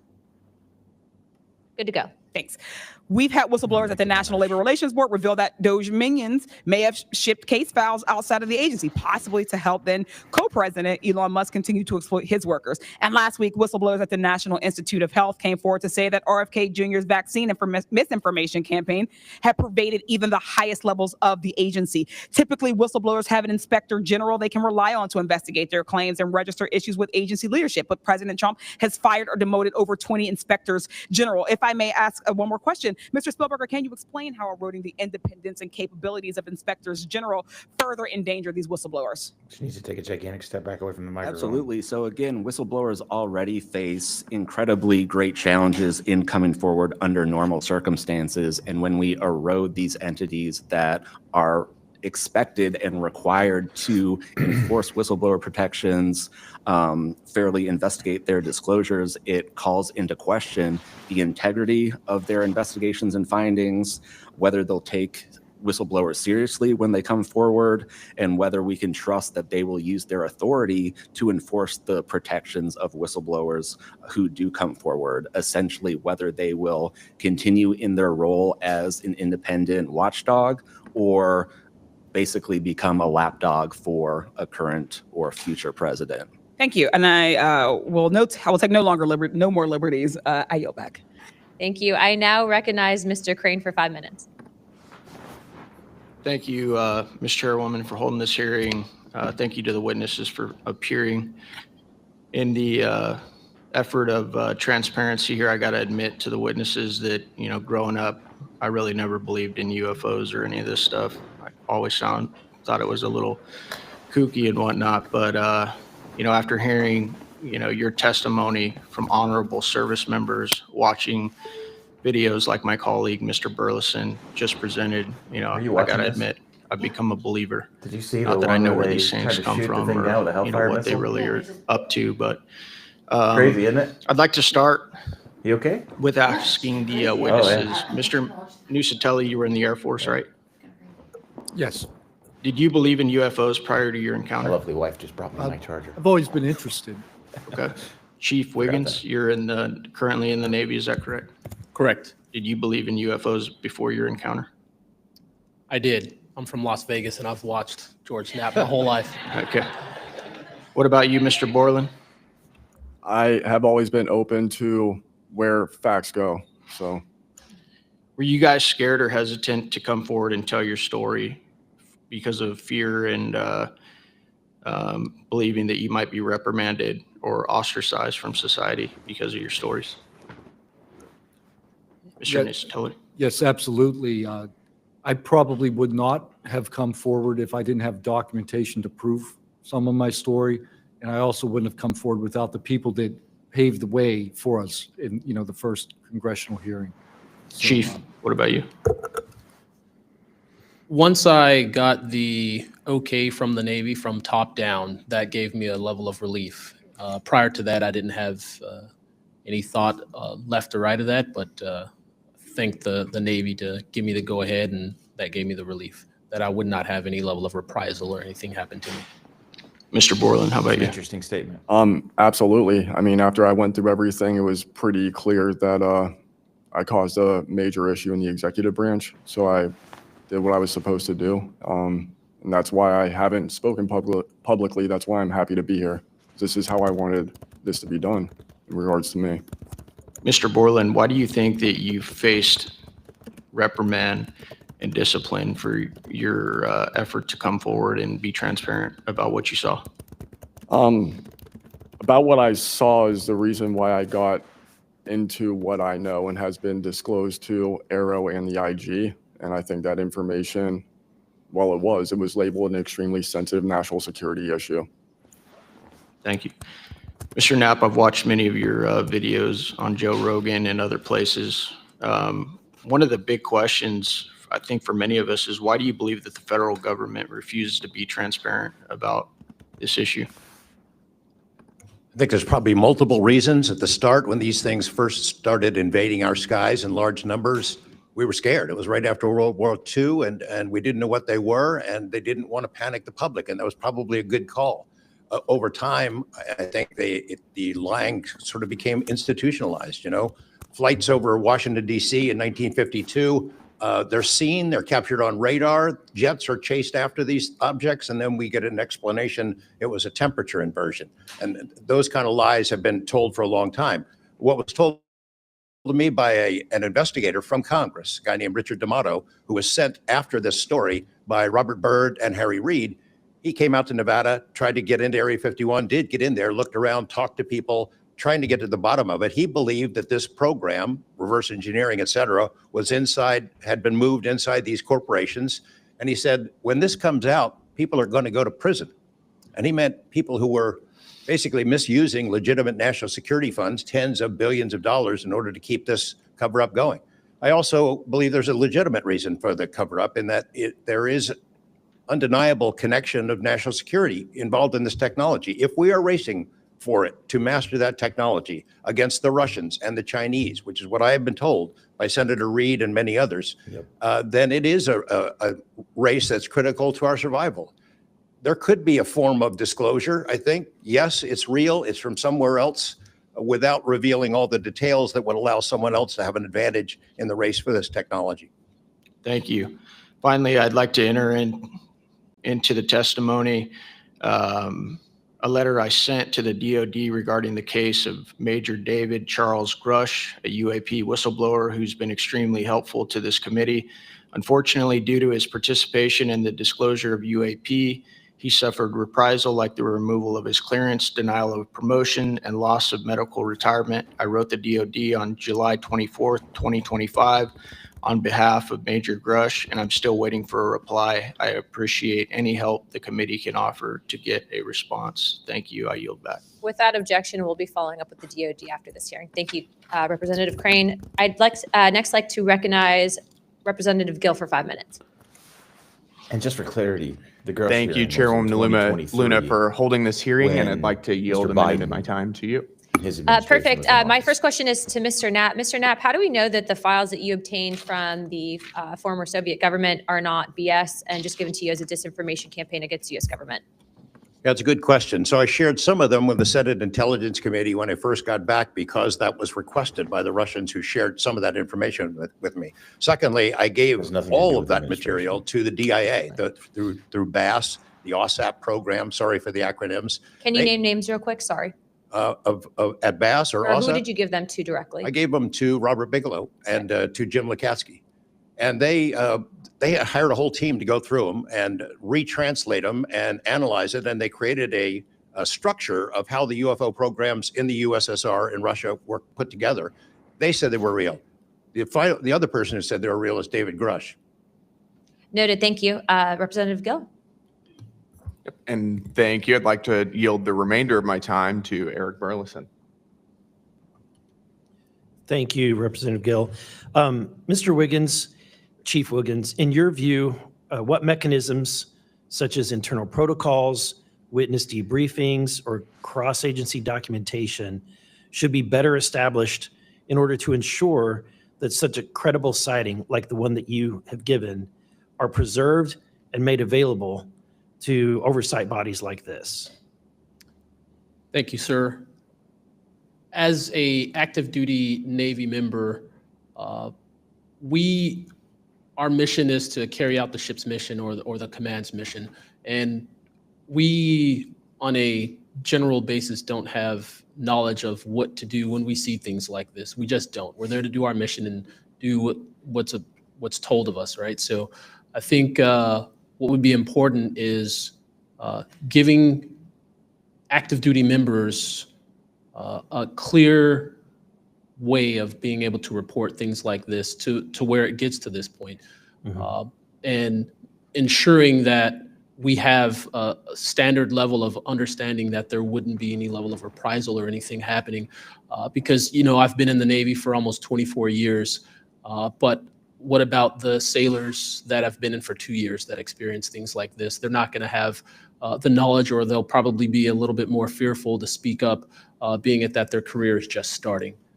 Yeah, I want to commend you. You're the first witness to come forward that is currently serving, and it's recognized. So I thank you. And your testimony is unbelievable. He was told he could.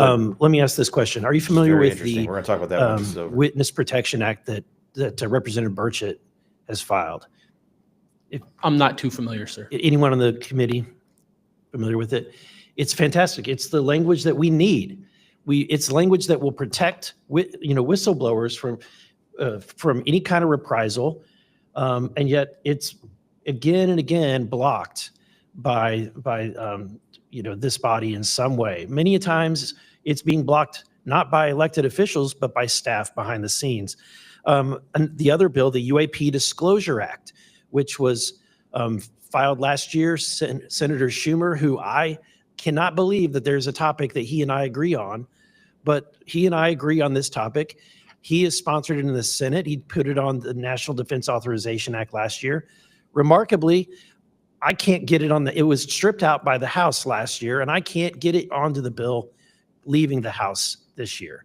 Mr. Knapp, how far would that bill go to actually getting the answers that we need?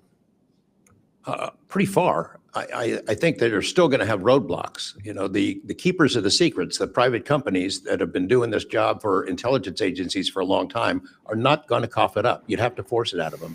And whether you can get them to admit that they have it or not, I mean, they're supposed to lie about it. They've been lying about it. More power to you. I hope it works. I hope it passes this time. But it's a daunting challenge to get them to open up after lying about it for more than 75 years. Yeah. And then finally, Mr. Borland, when you engaged with Arrow in 2023, you noted that their public statements did not match the reality that you and others had witnessed. In your assessment, what were the key limitations of Arrow? I would put it to you this way. The statement Arrow has made is scientific evidence of extraterrestrials. Scientific evidence requires a scientific control. Extraterrestrial is an entity on another planet.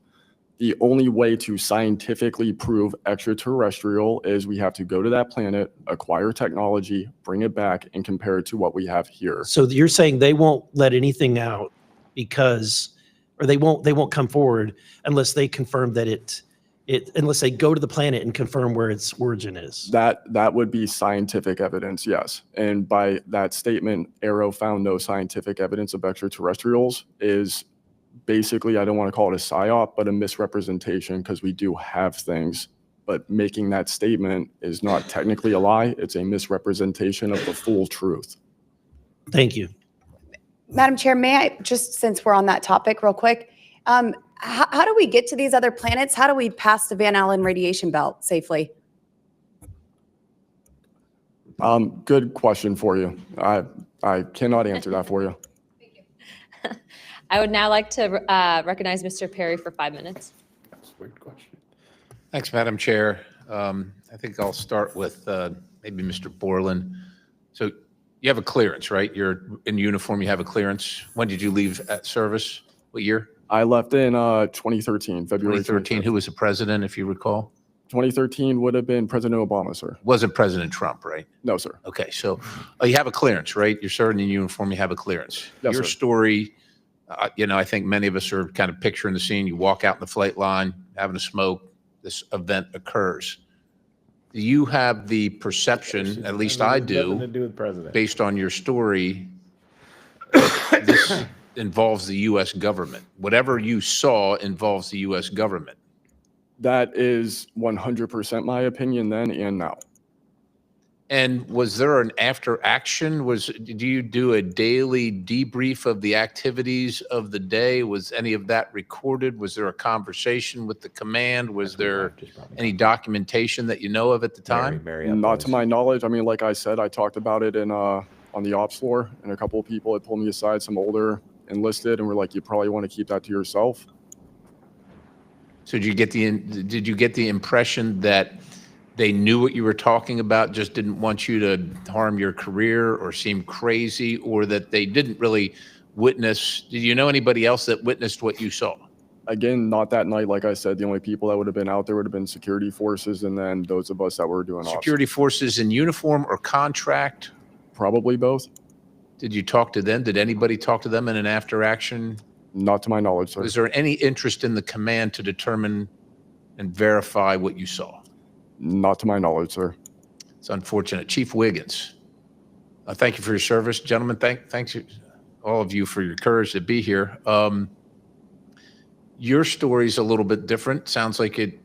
Well, for both of you guys, and also Mr. Nusatelli, if this were sanctioned by the U.S. government, even though you have a clearance, but it's classified above the clearance level, do you see any reason why they would allow you access, being present, viewing it,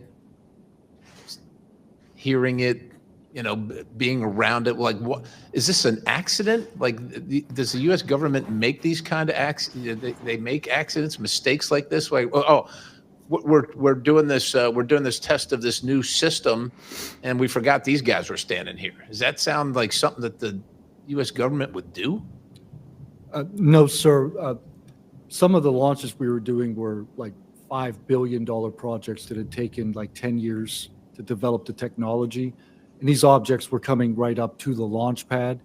So any kind of mistake, I mean, it could cause a catastrophe. Right. So it's very confusing why these objects would be operating in and around our bases or during training exercises. So it would lend you to believe that the U.S. government had nothing to do with whatever it is you saw. Correct. They wouldn't want it there because it would potentially interrupt the proceedings at the time. Was there an after action? Was there a discussion by your command was there an investigation? It's pretty significant activities that you were involved in. Was there an investigation that you know of? We conducted investigations in real time. Right. And we document all the evidence, but as far as anything from higher up, I don't know if there was an investigation. No information came down on what we should do. Were you ever interviewed at someone else's request? About that incident? Yeah, about the incident. I don't believe so. Do you think you find that odd? If something happens, you're around multi-million, maybe billion-dollar operations and launches of national security interests, very sensitive. There's an anomaly in the operation. The only person witnessed it, saw a UAP at Vandenberg at that time frame, that was interviewed was the one that witnessed the thing land. Well, I don't know why I'm asking you, but it seems to me that we would want to interview everybody associated, even not associated, to find out if they were associated. Chief Wiggins, how about you? Was there an investigation? Was there an after action? Was there documentation on the incident that you were privy to? No, sir, not that I know of. And in my previous experience as an operations specialist, all operations that I've been a part of have been deliberate. So yeah, they're and deliberate operations. After the operations, you conduct an after-action review, or that's what the Army calls it. I don't know what I imagine the Navy has something similar to determine your weaknesses, your successes. Do you do that in regard to this incident? No, sir. The Navy calls it after-action reports, and not to my knowledge was there an after-action report of this incident, sir. It's unfortunate. Thank you, Chair. I yield. I now recognize Mr. Biggs for 5 minutes. Thank you, Madam Chair. Thank you to the witnesses for being here today. I'll tell you that today's testimony should alarm every American, no matter their views on UAPs. This isn't simply about UAPs. It's about government integrity, responsible use of taxpayer funds, and Congress's constitutional duty to oversee the executive branch. I've heard evidence of critical information hidden in special access programs, off limits to virtually every elected representative, and certainly to the public. Credible witnesses report retaliation for speaking out. These are clear attempts to silence those who are exposing the truth. We must protect the whistleblowers. And decades of government disinformation have eviscerated public trust. So this isn't a partisan Andrew matter. Biggs It's a constitutional matter. Arizona. And when you talk about the VAs, Mr. Spielberger, and all the problems that they had, the hub of that was Phoenix. And they went after the whistleblowers there. And that was under the Obama administration. So it doesn't matter which administration, which party, both parties have got to come clean, particularly on this. So if the government thinks it can hide the truth and punish those who speak out, Congress has to keep pushing until the facts, whatever they are, wherever they lead, come to light. I'm going to go to you, Mr. Knapp, first. You've interviewed numerous UAP whistleblowers over the years. Question is, how do you verify their claims before deciding they're credible enough to report on? combination of factors. First, you check their credentials. Did they really serve where they said they did? And did they work where they said they did? Are there any other witnesses? Is there visual proof, film, footage, things of that sort? You ask the people around them that know them, that used to work with them, if they're credible people. That's one way. You know, I think about Arrow, the organization that this body created to deal with witnesses and whistleblowers. I hope I'm not taking too much of your time here, but they invited people to come forward, service members who knew, saw things and had experiences. And I can tell you that the people that I have talked to who went through that are deeply disappointed. There was a guy named Bob Jacobs who was a lieutenant attached to Vandenberg in 1964. His unit would record missile tests. They recorded all of them. On one of these particular tests, a UFO comes out of nowhere, zaps what looks like a laser beam at what would have been a nuclear dummy, a nuclear weapon, and disabled it. And he is called into the commander's office. Two guys in suits clip that film footage out that shows the UFO, and he's ordered to never talk about it. He comes forward to Arrow. He heeds the call, thinking he's doing his duty as an American to tell that story, and they completely dismissed him. They made up a story that they had tracked down the original footage, and there was nothing like that in it. Well, there was no original footage. It had been taken away the day the footage was recorded. He's deeply disappointed. People like Bob Salas, who had worked at a nuclear ICBM base, who saw UFOs flying over the base and these missile silos were taken down. He went to Arrow too and was completely disregarded. It almost looks like Arrow operated as a counterintelligence operation to get people to come in, tell their stories, and then discredit all of them. I can't imagine that any whistleblower or witness will ever go to Arrow again because of what happened under the first director, who's now long gone, but still seems to act as the spokesperson for that organization. And I would say, Madam Chair, maybe at some point we need to really dig deep into Arrow, and I would encourage us. Oh, I'd be happy to send maybe a subpoena to Mr. Kilpatrick. That'd be done.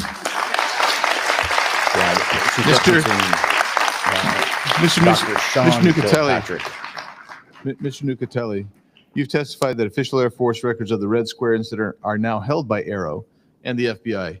Has Congress or you been denied access to those records, and on what grounds would we be denied access, you or us? No, the records are unclassified, so. Okay. Provide them. In the 2003 to 2005 incidents you described, were any physical effects, electromagnetic interference, radio anomalies, or security system disruptions documented in base logs or any reports, official reports? Not to my knowledge. Mr. Wiggins, has the full resolution unedited footage of your incident been provided to Congress? Yes. Okay. Were you or your crew ever instructed formally or informally not to document or discuss the event? Ever? No. Mr. Borland, you've talked about manipulation of your security clearance records. Can you identify which agencies or offices were responsible and whether they provided any written justification? I can do that in a skiff, sir, 100%. Because of being a part of a multi-agency special access program, I cannot give those publicly. So I'd encourage us, Madam Chair, to have that skiff meeting if we can. And then, Mr. Borland, again for you. Not be happening. Testify that you withheld certain sources and methods from Arrow due to mistrust. So sick of this. This is the whole part of Can the you give problem. us some specifics that led you to believe they were misrepresenting the truth? Well, as I said already, what I said about scientific methods, scientific control, extraterrestrials, I mean, I know what I've seen, I know what I know, and I know it's true. So any agency that's going to go public and try and manipulate the public perception of this subject in such a way that is negative when I know the truth about it is why I had extreme reservations with it, and also what I've been through and other whistleblowers and people in the know about this subject have been through. So, Madam Chair, thank you for letting me wave on. I think the key thing there you talked about was manipulation of message, manipulation of narrative. That is really the problem with this entire the system that we've seen since you've started these wonderful hearings, Madam Chair, and I thank you so much. Thank you, Representative Biggs. The chair would now like to recognize Mr. Begich for 5 minutes. Thank you, Madam Chair. First question, Mr. Borland, earlier today you mentioned that in a SCIF, you would be able to discuss whether a member of Congress is actually legally able to access certain information. Under what authority would a member of Congress be restricted from accessing information on this topic, even within a SCIF? I would suggest reaching out to Director Gabbard and speaking with her about that. I'm hopeful that this goes back to the executive branch and who even has authority. Unfortunately, I can't give you a 100% solid answer because I don't even have that knowledge. Next question to George Knapp. What is the estimated annual budget, your view, for the program for investigating or reverse engineering UAP-related technology, including official, misappropriated, or black budget funds? I wouldn't have a clue. I don't know of any person that's ever seen it. Does anyone on this panel wish to address that question? Okay, moving on. Are any of you willing to name specific gatekeepers within the root cell of the UAP-SAP Federation?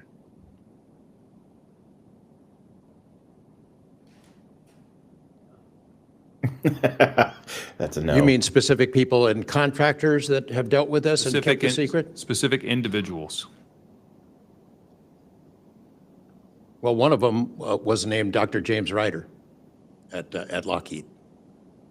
But, you know, again, to emphasize, I don't fault these contractors for doing what they were asked to do by our government. They're supposed to lie if people ask about it. And the intelligence agencies who gave this stuff to them, CIA, I think primarily, told them to keep it quiet. And they've done that. And I suspect that they'd like an off-ramp, that they'd like some help with figuring out this technology at some point. And this is, again, available to anyone, is there a security classification guide for UAP or NHI?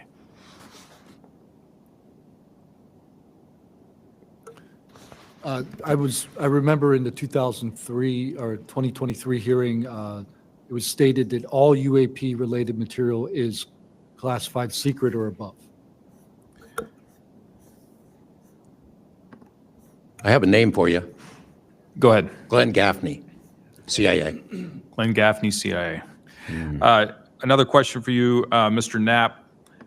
What is, in your view, having investigated this issue for so many years, what is the long game with respect to disclosure of this information to the public? Because Glenn Gaffney is the the former advent director of science and technology at the CIA. Essentially a video camera and a high megapixel phone in everybody's pocket, at some point, this information is going to be impossible to withhold from the public. What do you think is the long game here? Well, the secret's out. I mean, how many videos have there been already? You know, videos that are leaked from within the military and intelligence agencies and contractors and sensor platforms. It's out there, but they have the high ground. The people that don't want us to take it seriously dismiss it, discredit the witnesses, come up with a cover story. I mean, it's been out there a long time. The public senses that it's real, and the people in authority dismiss them. It's a game that's been going on a long time, and I don't think they're ever going to release it. I think that there's an attitude among the people that have been involved in this for a long time that the public doesn't deserve to know, and that the public probably can't handle it, but they can. Final question, again, this one's open to anyone who'd like to answer it. Describe your understanding of the org chart or lines of control within the executive branch with respect to these topics.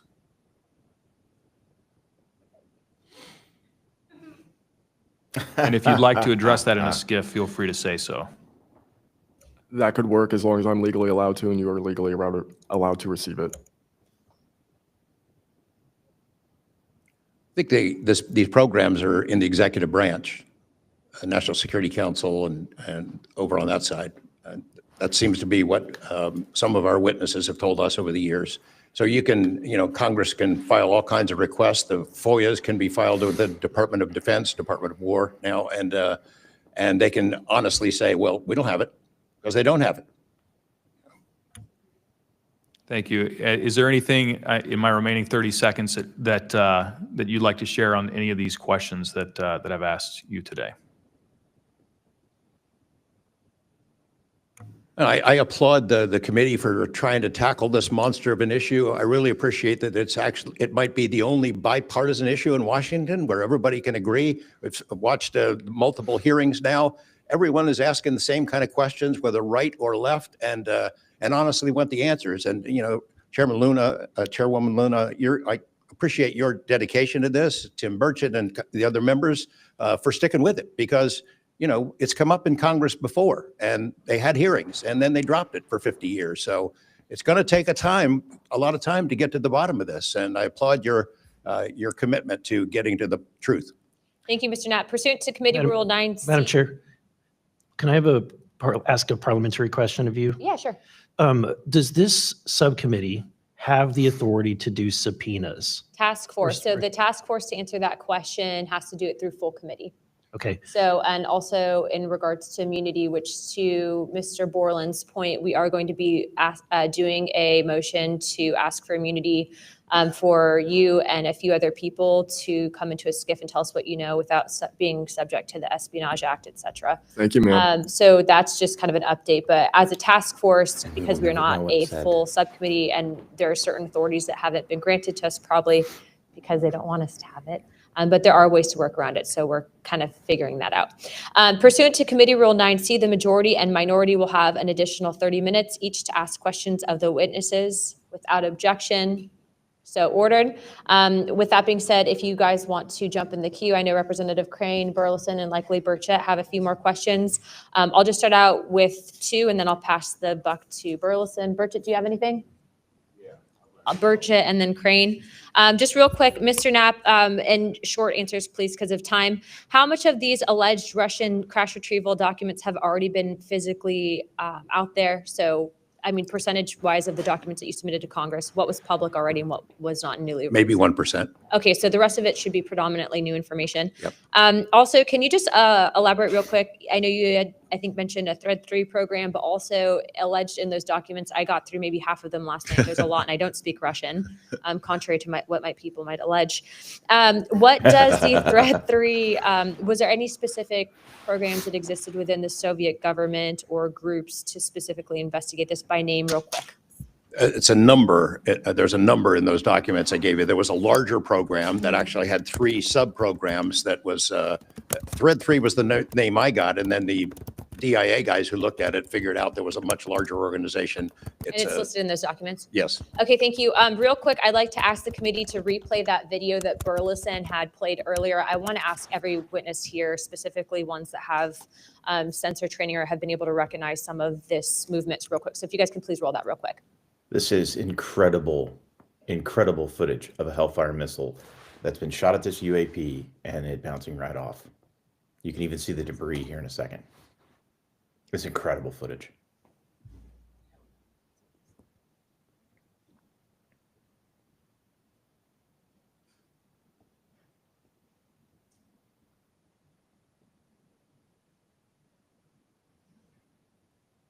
Okay, while this is still rolling, Mr. Nusatelli, real quick yes or no answers. Are you aware of anything in the government, United States government arsenal that can split a Hellfire missile like this? No. And do whatever blob thing it did and then keep going? Nothing? Nothing. All right, how about you, Chief Wiggins? Nothing to my knowledge, ma'am. Okay, and how about you, Mr. Borland? I prefer to answer that in a skiff. Oh my goodness. Okay, does this video scare you guys? Yes or no? Yes. Wiggins? Yes. Nat?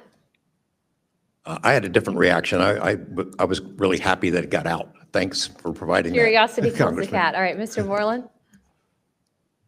Yes, for Okay. All right, that is the end of my questioning. I'd like to now recognize Mr. Crane. Thank you. Chief, I was on a ship for a little bit. I was a gunner's mate on the USS Gettysburg for a couple of years. My question to you is, when you had your I want to know encounter if this and thing you got saw shot it on the down because of the screen, way it reacted. you were in the CIC, is that correct? That's correct. On an LCS ship, the CIC is on the bridge, so it's called ICC-1, but yes, same. Did a bunch of the other folks in the CIC come and check out what you were looking at? Yes, we all did. The tactical action officer, myself, the RCO, and 2 others that were on watch. We were all in the same space, so we were all looking at the Sapphire screen all at the same time. Because in the other couple instances with the witnesses, you guys just Unity saw it by spaces. yourself. Is that correct?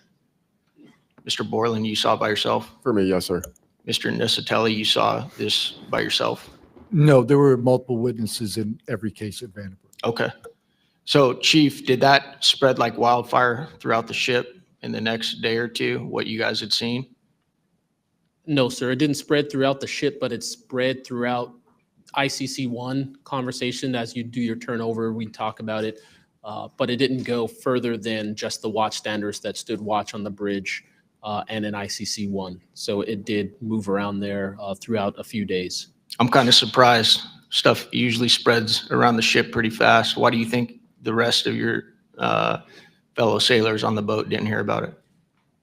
Potentially uninterest, possibly, with engineers or combat systems like yourself, don't make their way up to the bridge enough to get within sight of the circle of talk about the incident. Was it hard for you to get permission from the Navy to bring that video? I myself didn't bring the video. I just saw the video. When I saw the video, I got in touch with Admiral Gallaudet. That's how I wind up knowing about the video itself when I first talked to the Admiral. And you can hear my voice at the back end of the video. And I was like, hey, that's my voice. And I wanted to talk about it. How long did that encounter take place, Chief? So the encounter itself, from the time I recognized on my radar to the time after the video ends, was probably about 5 to 7 minutes. What speed was the object moving at? When I first witnessed off the port bridge wing, the object moving out of the water, what I thought was originally just a light on the water, something on the horizon, and surfacing and going into the air, I then knew it was an air contact. But as an air controller myself, I started thinking and going through kind of like my checklist in my mind. Could it be a helo? But it's not blinking lights. So I then realized this is something I've never seen before. So the speed itself, just going from the horizon to about maybe 4,000 feet in the air, was very slow, slowly rising. And then it sped up. I'm not an expert at, knowing specific speeds of aircraft just by visual eye, but I would say probably 1-2 Mach instantly into the rest of the formation. I didn't notice visually with my own eyes the other 3 objects until I went back to my radar and also utilized Sapphire to see that, in fact, there were 4 total. And then again, when they all left after a certain amount of time, it was nearly instantaneous. So you spotted it visually first, Chief, and then went back to your radar, or did you guys spot it on radar first? Radar first, because that was my watch station. And then you went out to the port bridge wing, is that correct? Correct, to verify what I saw on my radar. What range was it at, Chief, when you were able to see it visibly? I would say about 7 nautical miles, 7 to 8 nautical miles of a light from the ship. Wow. Thank you. I yield back. I now recognize Mr. Burleson. Thank you, Madam Chair. Mr. Chief Wiggins, you said that it emerged from the ocean. Is that right? Yes, sir.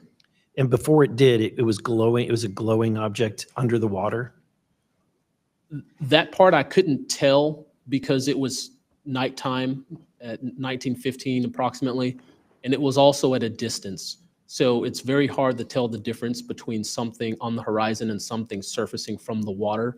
My personal thoughts after seeing what I saw is that it did in fact come from the water, but I don't have visual evidence showing exactly, that it did in fact come from the water. But I had to go through my process of elimination and try to figure out, was this a ship on the horizon just showing its lights at night, but to see it surface, then it made me question, okay, where did this come from? If it's flying and it's not a drone or anything like that, where was its origin? Where did it start? Mm-hmm. Oh, Mr. Knapp, in your testimony and in this document, you detail an event that happened in Russia where their nuclear missiles were activated, and we were close to a World War III at that time, which is startling to hear. It's also good to know that as we have investigated the JFK files as well, that we're learning that that there was a document that was sent between Russia. There was an agreement between Russia and the United States that if they were to see some unidentified objects over sensitive sites, that they would report it to each other. Are you familiar with that document?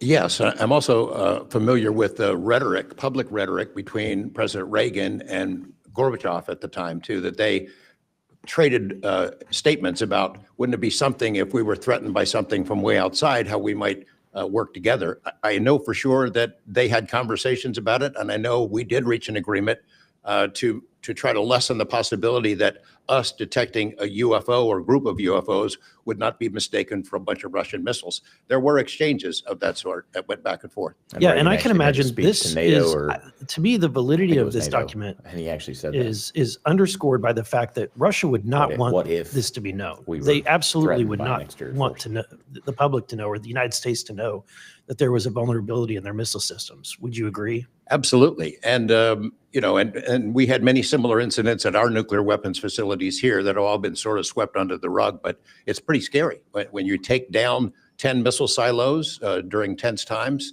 and you don't have a better explanation for it than it was a special test of security mechanisms or using EMPs, which is a preposterous explanation. Real quick, we're going to cut to Mr. Ogles. He just got back. So we're in a special kind of lightning round, so 5 minutes, and then we'll go back to our line of questioning. Thank you, Madam Chair.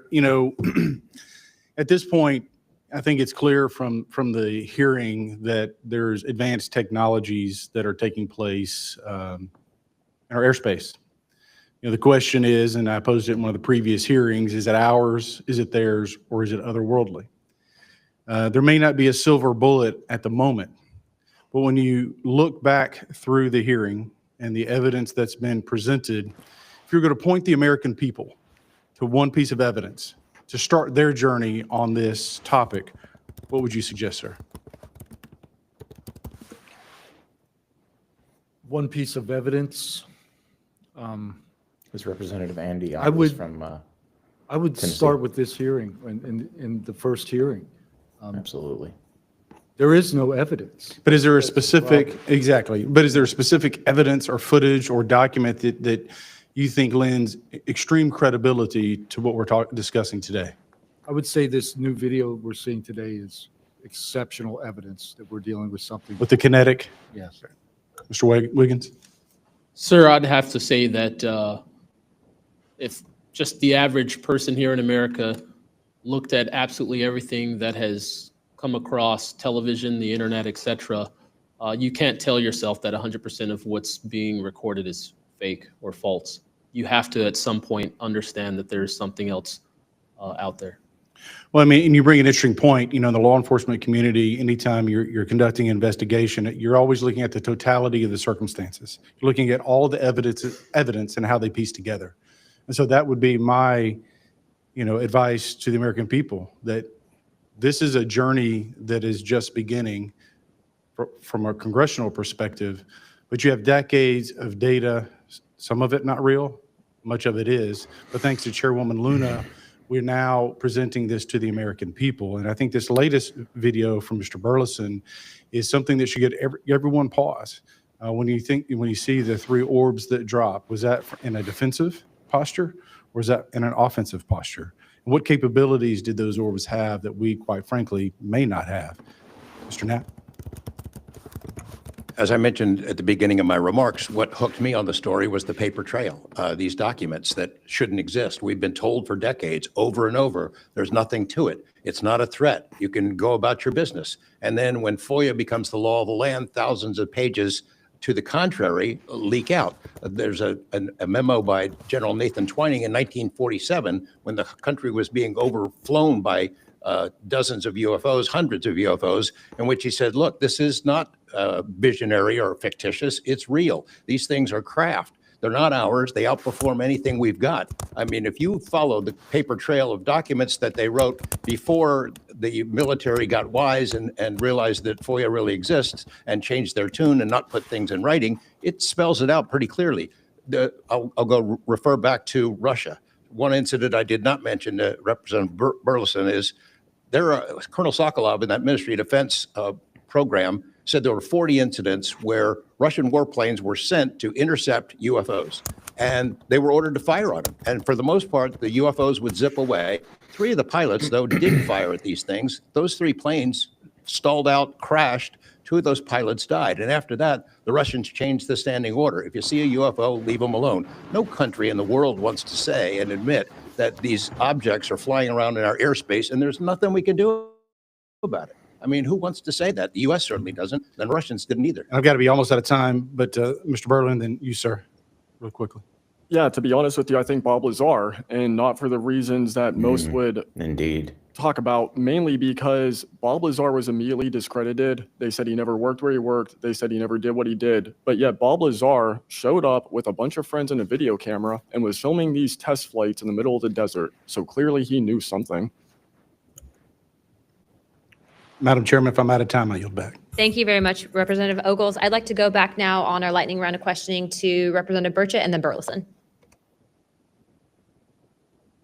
Burchett, always number 1. As well I should be. Number 1 in your heart, number 435 on the chart. That's me. Dylan, knowing you testified to Arrow, are they obfuscating when they claim to have discovered no evidence of extraterrestrial beings, activity, or technology, and are they lying to the American public?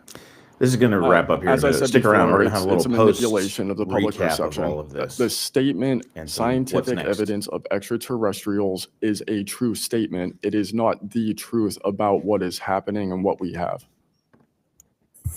Any of y'all like to comment on that further? Mr. Knapp, you're getting edgy. It's splitting hairs. No proof that they're extraterrestrials. What would that proof look like? A piece of kryptonite?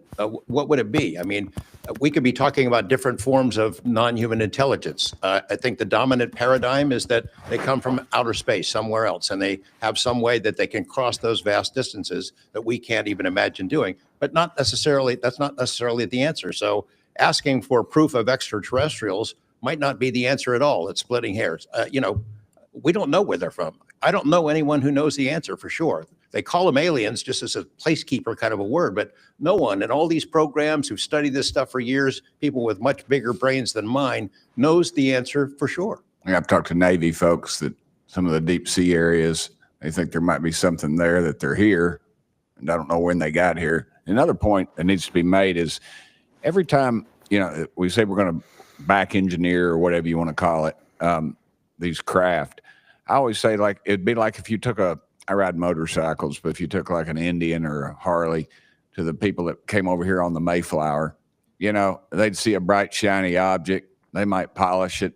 They might get it started. I doubt they could. They couldn't work on it. They couldn't put fuel. They wouldn't be able to have the capability of putting fuel in it. I just think that's, we're scratching at something that we don't have any knowledge of.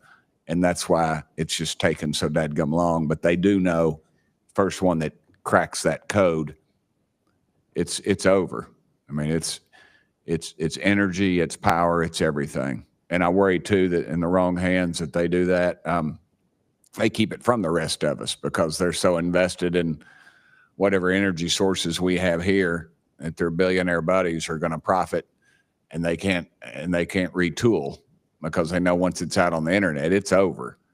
And so I think there's a lot of things going after it. And I think that's why the move to discredit folks is so rapid too. I think, they point to them and they put the dogs on them.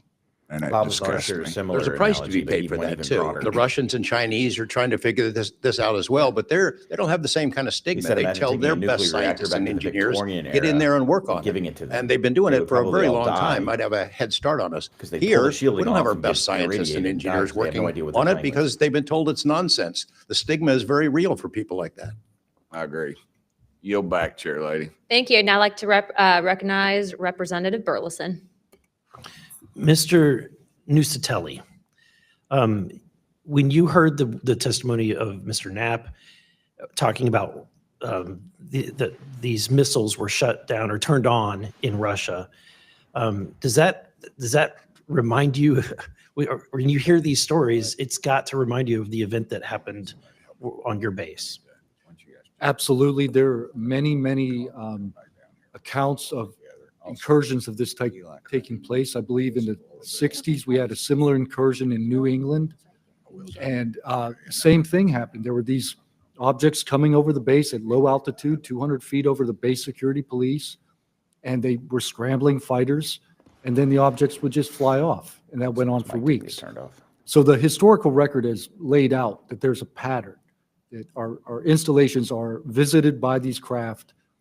You know, they come in and do whatever they're doing, and then they leave. And we don't know how to respond. We don't know how to protect the installation. So that's why we're here. When you first heard, and we're having to report on these incidents that were being witnessed by other individuals, did you believe them? Did you yourself believe it would be true until you saw it? Yeah, these are people I've worked with for years, deployed with. You know, I was in some of the weddings. These are people that I worked with every day of my life. Usually when the events were occurring, we were all together. You know, there'd be 40, 60, 100 people on duty during these encounters. Really? Yeah. All seeing it at the same time? Yes, these encounters were playing out while we were on duty, and we were responding and investigating in real time as they occurred. And as you said, the importance of your operation was highly important because they said it's the most important in 25 years, the research that you were conducting. For that particular launch, we had 500 Air Force police officers guarding the launch.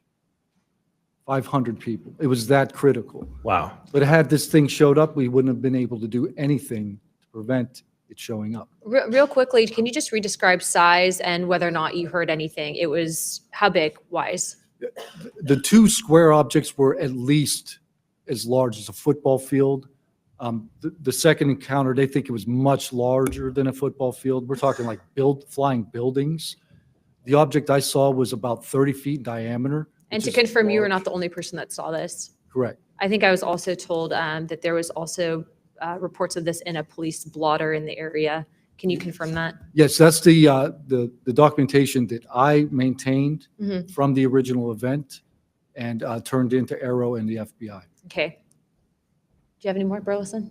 No, Madam Chair, I just want to reiterate to the American people that if you're frustrated, so are we. We're extremely frustrated. We've been, the 2-3 years. I can only imagine how frustrated Mr. Knapp is or Danny Sheehan is, and the amount of time that you guys have poured into this to try to get answers. I mean, Masson is back there. He's been pouring to try to get answers into this. I hope that you all see that we're committed to this, and we're going to be scrappy about it. We may not have the direct authority, but I can assure you, Representative Luna is about as scrappy as it gets. I wouldn't want to scrap with her. But that being said, I think that if the American people want to see answers, we need to action. We've had the hearings. It's time to take action. It's time that we pass Tim Burchett's Whistleblower Act. It's time that we pass the UAP Disclosure Act. And I think that we've had a lot of talk about this. It's time for action. Thank you, Burleson.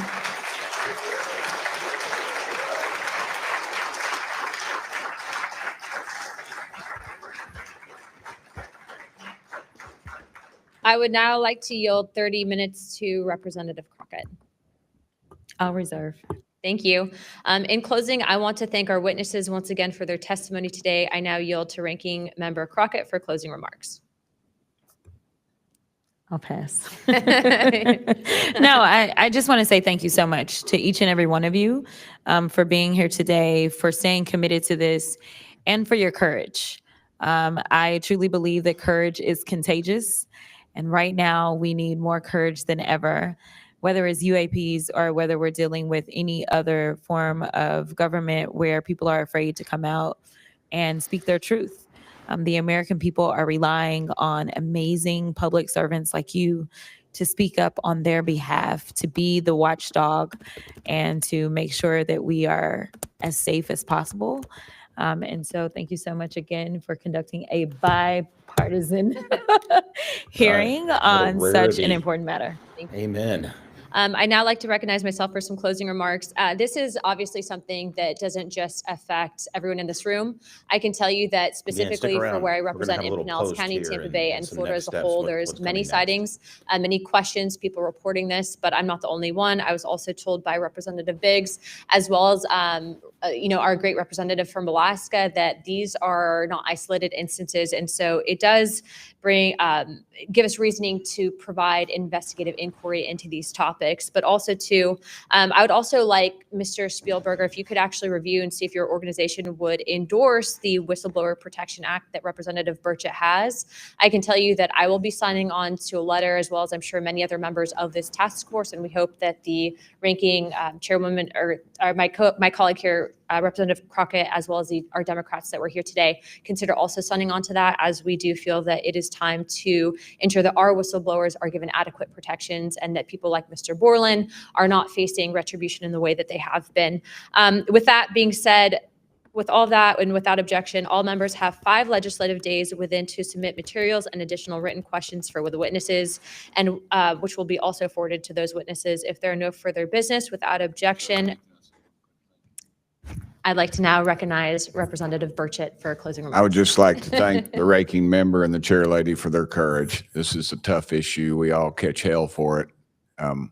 And it's gratifying that we're here in a bipartisan nature and the way this meeting was conducted. And I want to thank y'all for your courage. Thank y'all. And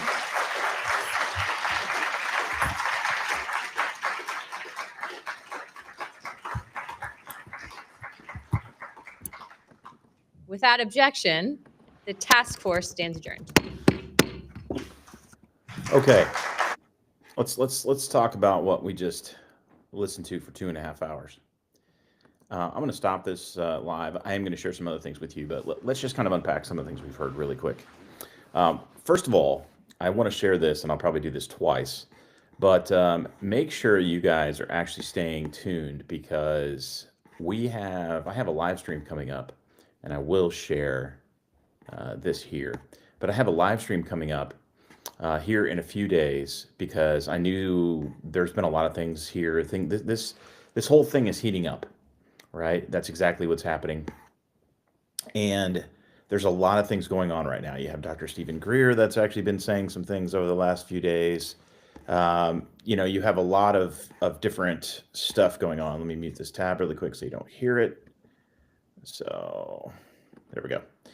It's playing lovely elevator music. But I'm going to have this conversation with L.A. Marzulli on the 15th. So here in just a few days at 7:30 p.m. This is going to be a live stream. Okay. I didn't want to, record it, stick it in the archives, and then wait for 8-10 weeks, however long the cycle is, before it actually sees the light of day. I actually wanted to have a live on these types of events so you guys can actually get information more quickly. So make sure that you actually go here. The website for this, and I will throw this up on the screen, is actually, just go to YouTube, and if you click on the live on my channel, so if you search for the word at war, you'll actually find me on YouTube.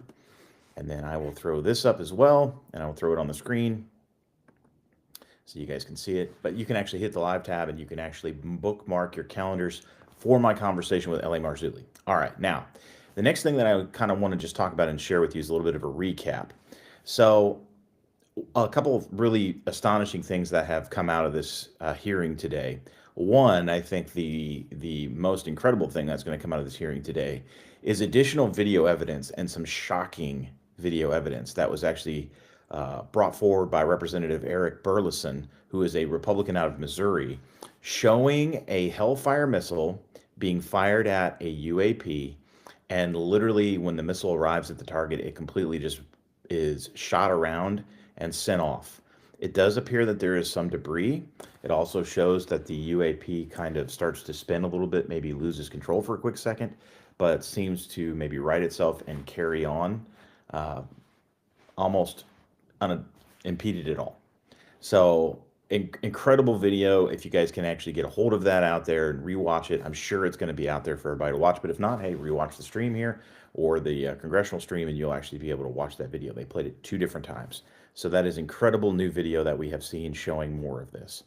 The one thing that I want to share, though, that is the most important thing out of everything today, is that we keep this in perspective. Okay, let's keep this in perspective. I will be the first one to tell you that when I started this venture 2 years ago with this show, I believed that these things were actually extraterrestrials. I believe that UFOs, UAPs, whatever we want to call them, were extraterrestrial beings. They were visitors from another planet. After all the conversations that I've had over the last 2 years and all of the things that I have seen, I do not believe that anymore. I think the evidence is completely overwhelming that what we are seeing is demonic activity. These are demons. These are fallen angels, whichever camp you want to go to, but they are malevolent entities that are actually operating inside of our world. There's a whole ton that goes into that. I'm not going to get into that right now, but I'm sure on the 15th when we talk to LA or I talk to LA, we're undoubtedly going to get back into this because it's really important for people to understand exactly what this is and what we're playing with here. So stay tuned on the 15th, 7:30 p.m. Eastern time for the live stream with LA Marzulli. But that Hellfire missile hitting the UAP was incredible footage. So definitely going to want to talk about that more when he comes on the show. The other thing, too, is we had a couple different things. The testimony from Dylan Borland today, who is a former Air Force. I didn't catch his rank. I'm sure it's out there. I can find it. But he's former Air Force. He was involved in some pretty highly classified things. He actually shared his experience of witnessing a craft of some kind. He did not say what I'm going to say, what I think it is. He witnessed this craft actually coming from a NASA hangar on his base that he was at, which is interesting. I think he actually said in the video, and maybe I heard him wrong, in his actual written testimony, he said that it came from the base or from the hangar, but I think he actually said that he saw it take off in the video. If I'm wrong on that, that's my fault. I apologize. I'm not trying to make it something it's not, but I thought I heard him say that he actually witnessed it take off. That is very compelling because that tells us one of two things in my mind. Well, three really. One, why is it at the NASA hangar? Okay, that's should be one thing that's very, very interesting. Two, if it's taking off from there, it means that we are more than likely in possession of it. So either we are in possession of a craft that we have somehow obtained and have reverse engineered and we are now flying and test piloting, or it is a craft that we have reverse engineered and created based on technology that we more than likely have acquired from reverse engineered craft. As he continued his description and as more questions were asked, the way that he described the craft with kind of a lava shimmering look around the craft, the description of the triangles, elements of the craft with sharp angles, and then I think he said 4 lights, one on each corner, and a larger one in the center, along with the luminescent, look of the craft itself, and then the rapid movement of it. All of these things highlight to me what he actually more than likely was seeing, and he could not say whether or not this was the case. There was a lot of answers of, I can't talk about that here, I'd have to go to a SCIF, which we're going to talk about what a SCIF is here in a second too, to discuss with the members of the committee behind closed doors. But what he was actually seeing was more than likely what we call a TR-3B. This has been pretty widely reported on. It is military technology that we have that's, for all intents and purposes, seems like it has been reversed engineered. It's a triangular shaped craft. A lot of people have seen this. There's a ton of video out there of it. As a matter of fact, I will share a little bit of what this looks like with you right now. And see here if I can find it. I got about 50 tabs open, so I apologize. But this is a triangular shaped craft. And you can see here, this is actually video. And I will see if I can play this video. I think this is actually a post. But you can see here, it's a triangular shaped craft. A lot of people have seen this. What it is a poor man's reverse engineering attempt at recreating this technology. And for what is out there, what has been leaked about this craft, it is actually it cannot do the zero-G anti-gravity the same way that a traditional UAP does. If you believe Bob Lazar's story, which I believe Bob Lazar's story, the traditional UAP craft are actually able to use an element that does not exist in a stable form here on Earth. We have recreated it in a lab, and it only survives because it's in an unstable form for literally a fraction of a second before it disintegrates into nothing. It's actually called, I believe, Moscovium. There might be a new name for it now, I forget. But originally it was discovered in Moscow. They called it Moscovium. Again, I think that's the name, but they may have changed it. Either way, that creates an anti-gravity field around the air, around this craft, right? That's why we see in a lot of the saucer videos, the gimbal video that's famous, the craft is actually seemingly has the bottom facing where it's going to, because this element is then some kind of nuclear reaction that's caused with this element, and it creates this field around the craft that is a complete and total anti-gravity field. That the craft is then able to point this anti-gravity field because it comes from the bottom of the craft. They point the bottom of the craft at the target, and then the target, the craft goes to the target. Lazar actually used a really great example of imagine putting a bowling ball in your bed, putting your hand 5 feet in front of the bowling ball and pushing down. When you do that, the bowling ball rolls to your hand. This is kind of how this works. Now, we cannot, for what everybody understands, we cannot recreate this element. So what they have done is they have learned how to nuclear superheat plasma or superheat mercury. I think it's superheated mercury, which then creates a plasma field that actually goes around the craft. That's why when he was describing what it was with this lava look around it, I think what he was seeing was this liquid heated plasma that in essence emulates some of the anti-gravity properties of a regular UFO, but it doesn't do the whole thing. So it can do some of the things that a UFO can, but it cannot do everything that a UFO can. And obviously we have to have, I would think this is going to be an element that is, if you're using mercury and you're superheating it, I don't know how long it lasts. So there's a lot of questions there. But this is technology that for everybody seems like, and is pretty widely out there. You can actually go read about it. So a lot of things have actually come out about this. So that was really fascinating testimony from Dylan Borland, former Air Force. A couple of the things that were talked about in here. There was some language that was used as far as skiff and arrow. So let's talk about that really quick. Arrow is AARO. If you go to aaro.mil, all right, aaro.mil. What this is actually a program, okay? And I think I have it here. So I will share that with you right here. This stands for the UAP All Domain Anomaly Resolution Office, AARO. So this is UAP reporting, and it's supposed to be a whistleblower protection spot for whistleblowers to come forward and actually share what they've seen and have protection from that. And this was actually created by the committee that we actually just heard today. And long story short, when we created this several years ago, okay, establishment in July of 2022, we started off and we put this guy in charge named Dr. Sean Kilpatrick, okay? Long story short, I'll make it really quick. This guy, all he did was use this as a platform to discredit all of the whistleblowers.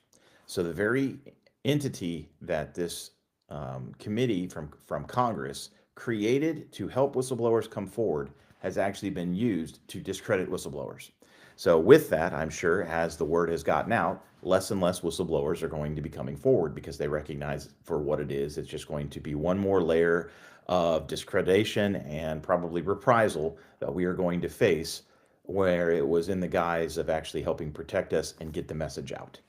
So there was a comment made by Congresswoman Luna, who is going to actually do a subpoena for Mr. Kilpatrick and have him come before them and testify. And that should be one heck of a day. So stay tuned when that happens. I'll probably do a live on that as well. It should be rather interesting. The other term that was used today was skiff. All right, and I have a Wikipedia pulled up for this. What is a skiff? That stands for SCIF, or a Sensitive Compartmented Information Facility. A lot of times, Mr. Borland today, because of the insider information that he has, when pressed for more information, he actually said, I cannot talk to you right now at this hearing about this. We could potentially have this information discussed inside of a SCIF, a secure sensitive compartmented information facility, a secure facility, and I might be able to share it. I might be able to share it with you then if I'm allowed to legally and I'm protected and you are actually legally allowed to hear it.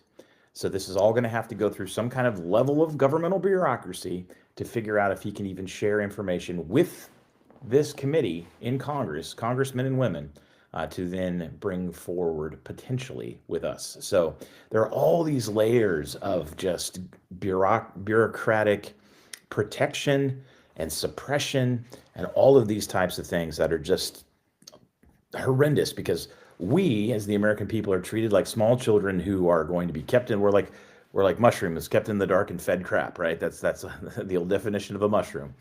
And that's how they treat us. And unfortunately, even the members of Congress here, I think, are very frustrated because here they are, they're trying to get all this information forward before the public. It truly was a bipartisan effort today, with a couple exceptions of trying to point at the administration and politicize it, which that particular representative, I think it was Representative Lee, she's an idiot and she should be ashamed of herself for using this platform to do that. But that doesn't surprise me at all, given the nature of how people act in Congress. But either way, that is what level of layers of bureaucracy we have in place, keeping this information from getting out. But little by little, it's leaking out. One of the other interesting things that was actually said today that I picked out of the discussion was Chief Wiggins. Okay, so this is a senior petty chief, or a senior chief petty officer from the Navy who is still enlisted. Okay, so Chief Wiggins came forward and brought forth more video of actually an UAP incident that involved 4 UAP that were underwater UAP that emerged from the water and actually operated above the surface. And then you could see in the video one speeds off. Now, we've seen this before, variations of it, so that's not the necessarily shocking thing. The interesting thing that was actually shared today that I found, and I picked out of a couple things that he said, was that the Navy actually has given him permission, because he is enlisted. Everybody else that's testified so far, whether it's Graves, Grush, Fravor, everybody else today, people in the former hearings like Elizondo and things like that, are no longer in the military or no longer in the government. Okay, this guy today was actually enlisted. Now that's interesting to me for this reason. He said the Navy actually gave him permission to come and testify today. That's really shocking, because what that tells me is, why would they do that? And in my mind, I would think that this is maybe part of a larger plan for disclosure. Okay. Again, let's take a step back away from governments, and we're gonna maybe talk about that here more in a second. But I want to take a quick step away from that. Russian government, Chinese government, American government, whatever. We're probably the big three that are reverse engineering a lot of these things. Maybe the Indians would be in there. But the larger picture is for the enemy, right? The whole reason I do this show and everything we talk about always comes back to spiritual warfare. The enemy is getting near the end of the time here. I think we can all see and feel the things that are happening that are dragging us closer to the end. I think this is all a larger play for disclosure, which is exactly what I'm going to talk to L.A. Marzulli about when we have our conversation on the 15th. He and I have already chatted. We know what we're going to discuss as far as, the whole concept of this. And the name of the show is actually, are we looking at disclosure? Is disclosure imminent? All right. And it should be a really fascinating conversation with him on the 15th at 7:30 p.m. So tune in for that, please. Mark your calendars.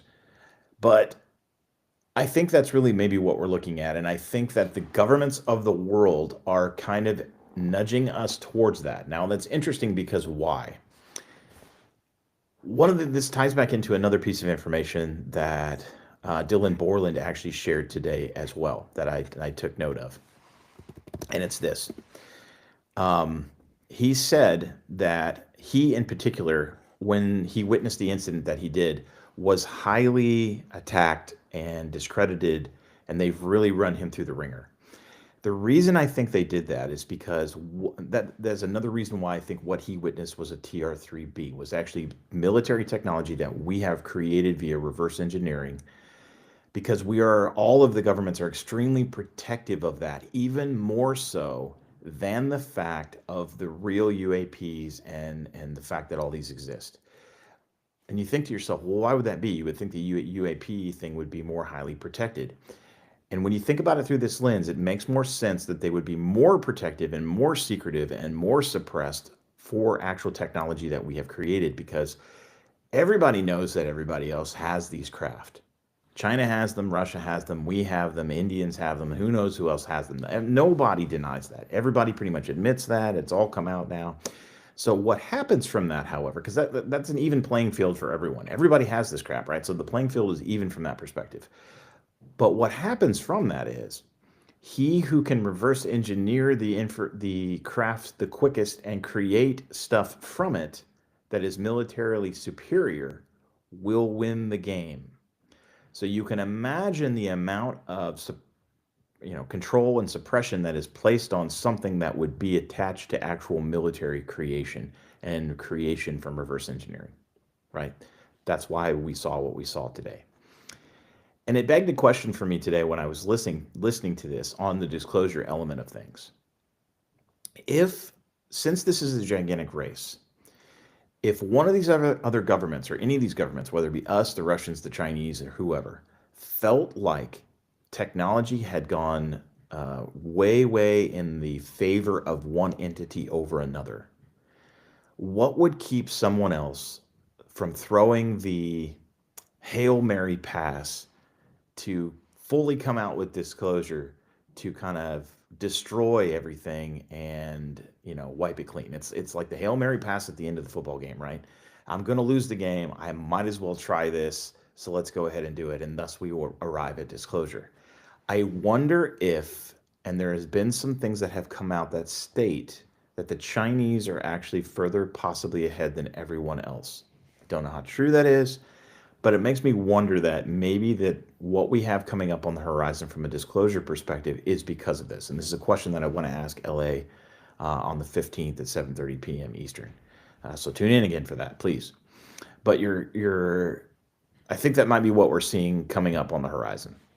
I could be wrong, but we'll see. We know for a fact that at times these countries have worked together. One of the things that Bob Lazar actually shares in his story, and I would highly encourage everybody to pick up his book, Dreamland.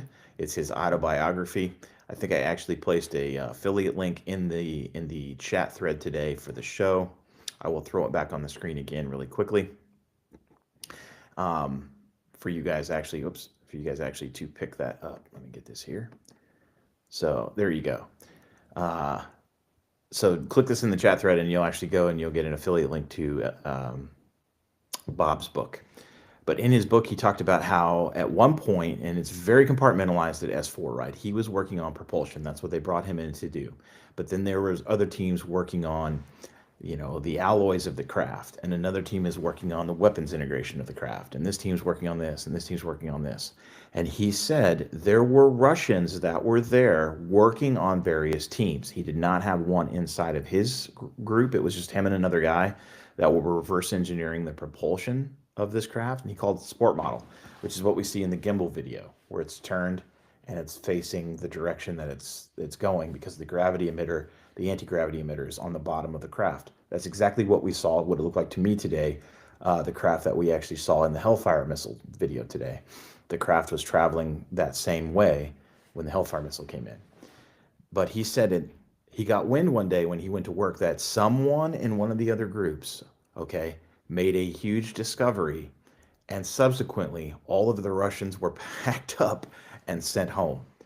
So that's really kind of shocking information, because I wonder if that became kind of the permanent thing, and where everybody just started playing in their own team, and we're not going to share the toys anymore. So it's kind of a fascinating thing. Well, I'm going to wrap this up because we've gone for 3 hours today, much longer than I had originally. I didn't know how long the hearing was going to go, but much longer than we intended. But you definitely want to check out my conversation with Marzulli on the 15th. So here in just a few days, you're going to want to stay tuned for that and actually check that out. I will share this right now just so you can see it one more time. But all you need to do is actually go to the live stream. Go to my channel, go to the live stream, and actually click on that video. And then you will be able to see and mark your calendars. Click the little bell icon and you can mark your calendars or notify me right there. And you can actually mark your calendars for that conversation. It's going to be a live stream. Everybody can tune in. So, all right, y'all, take care. And until next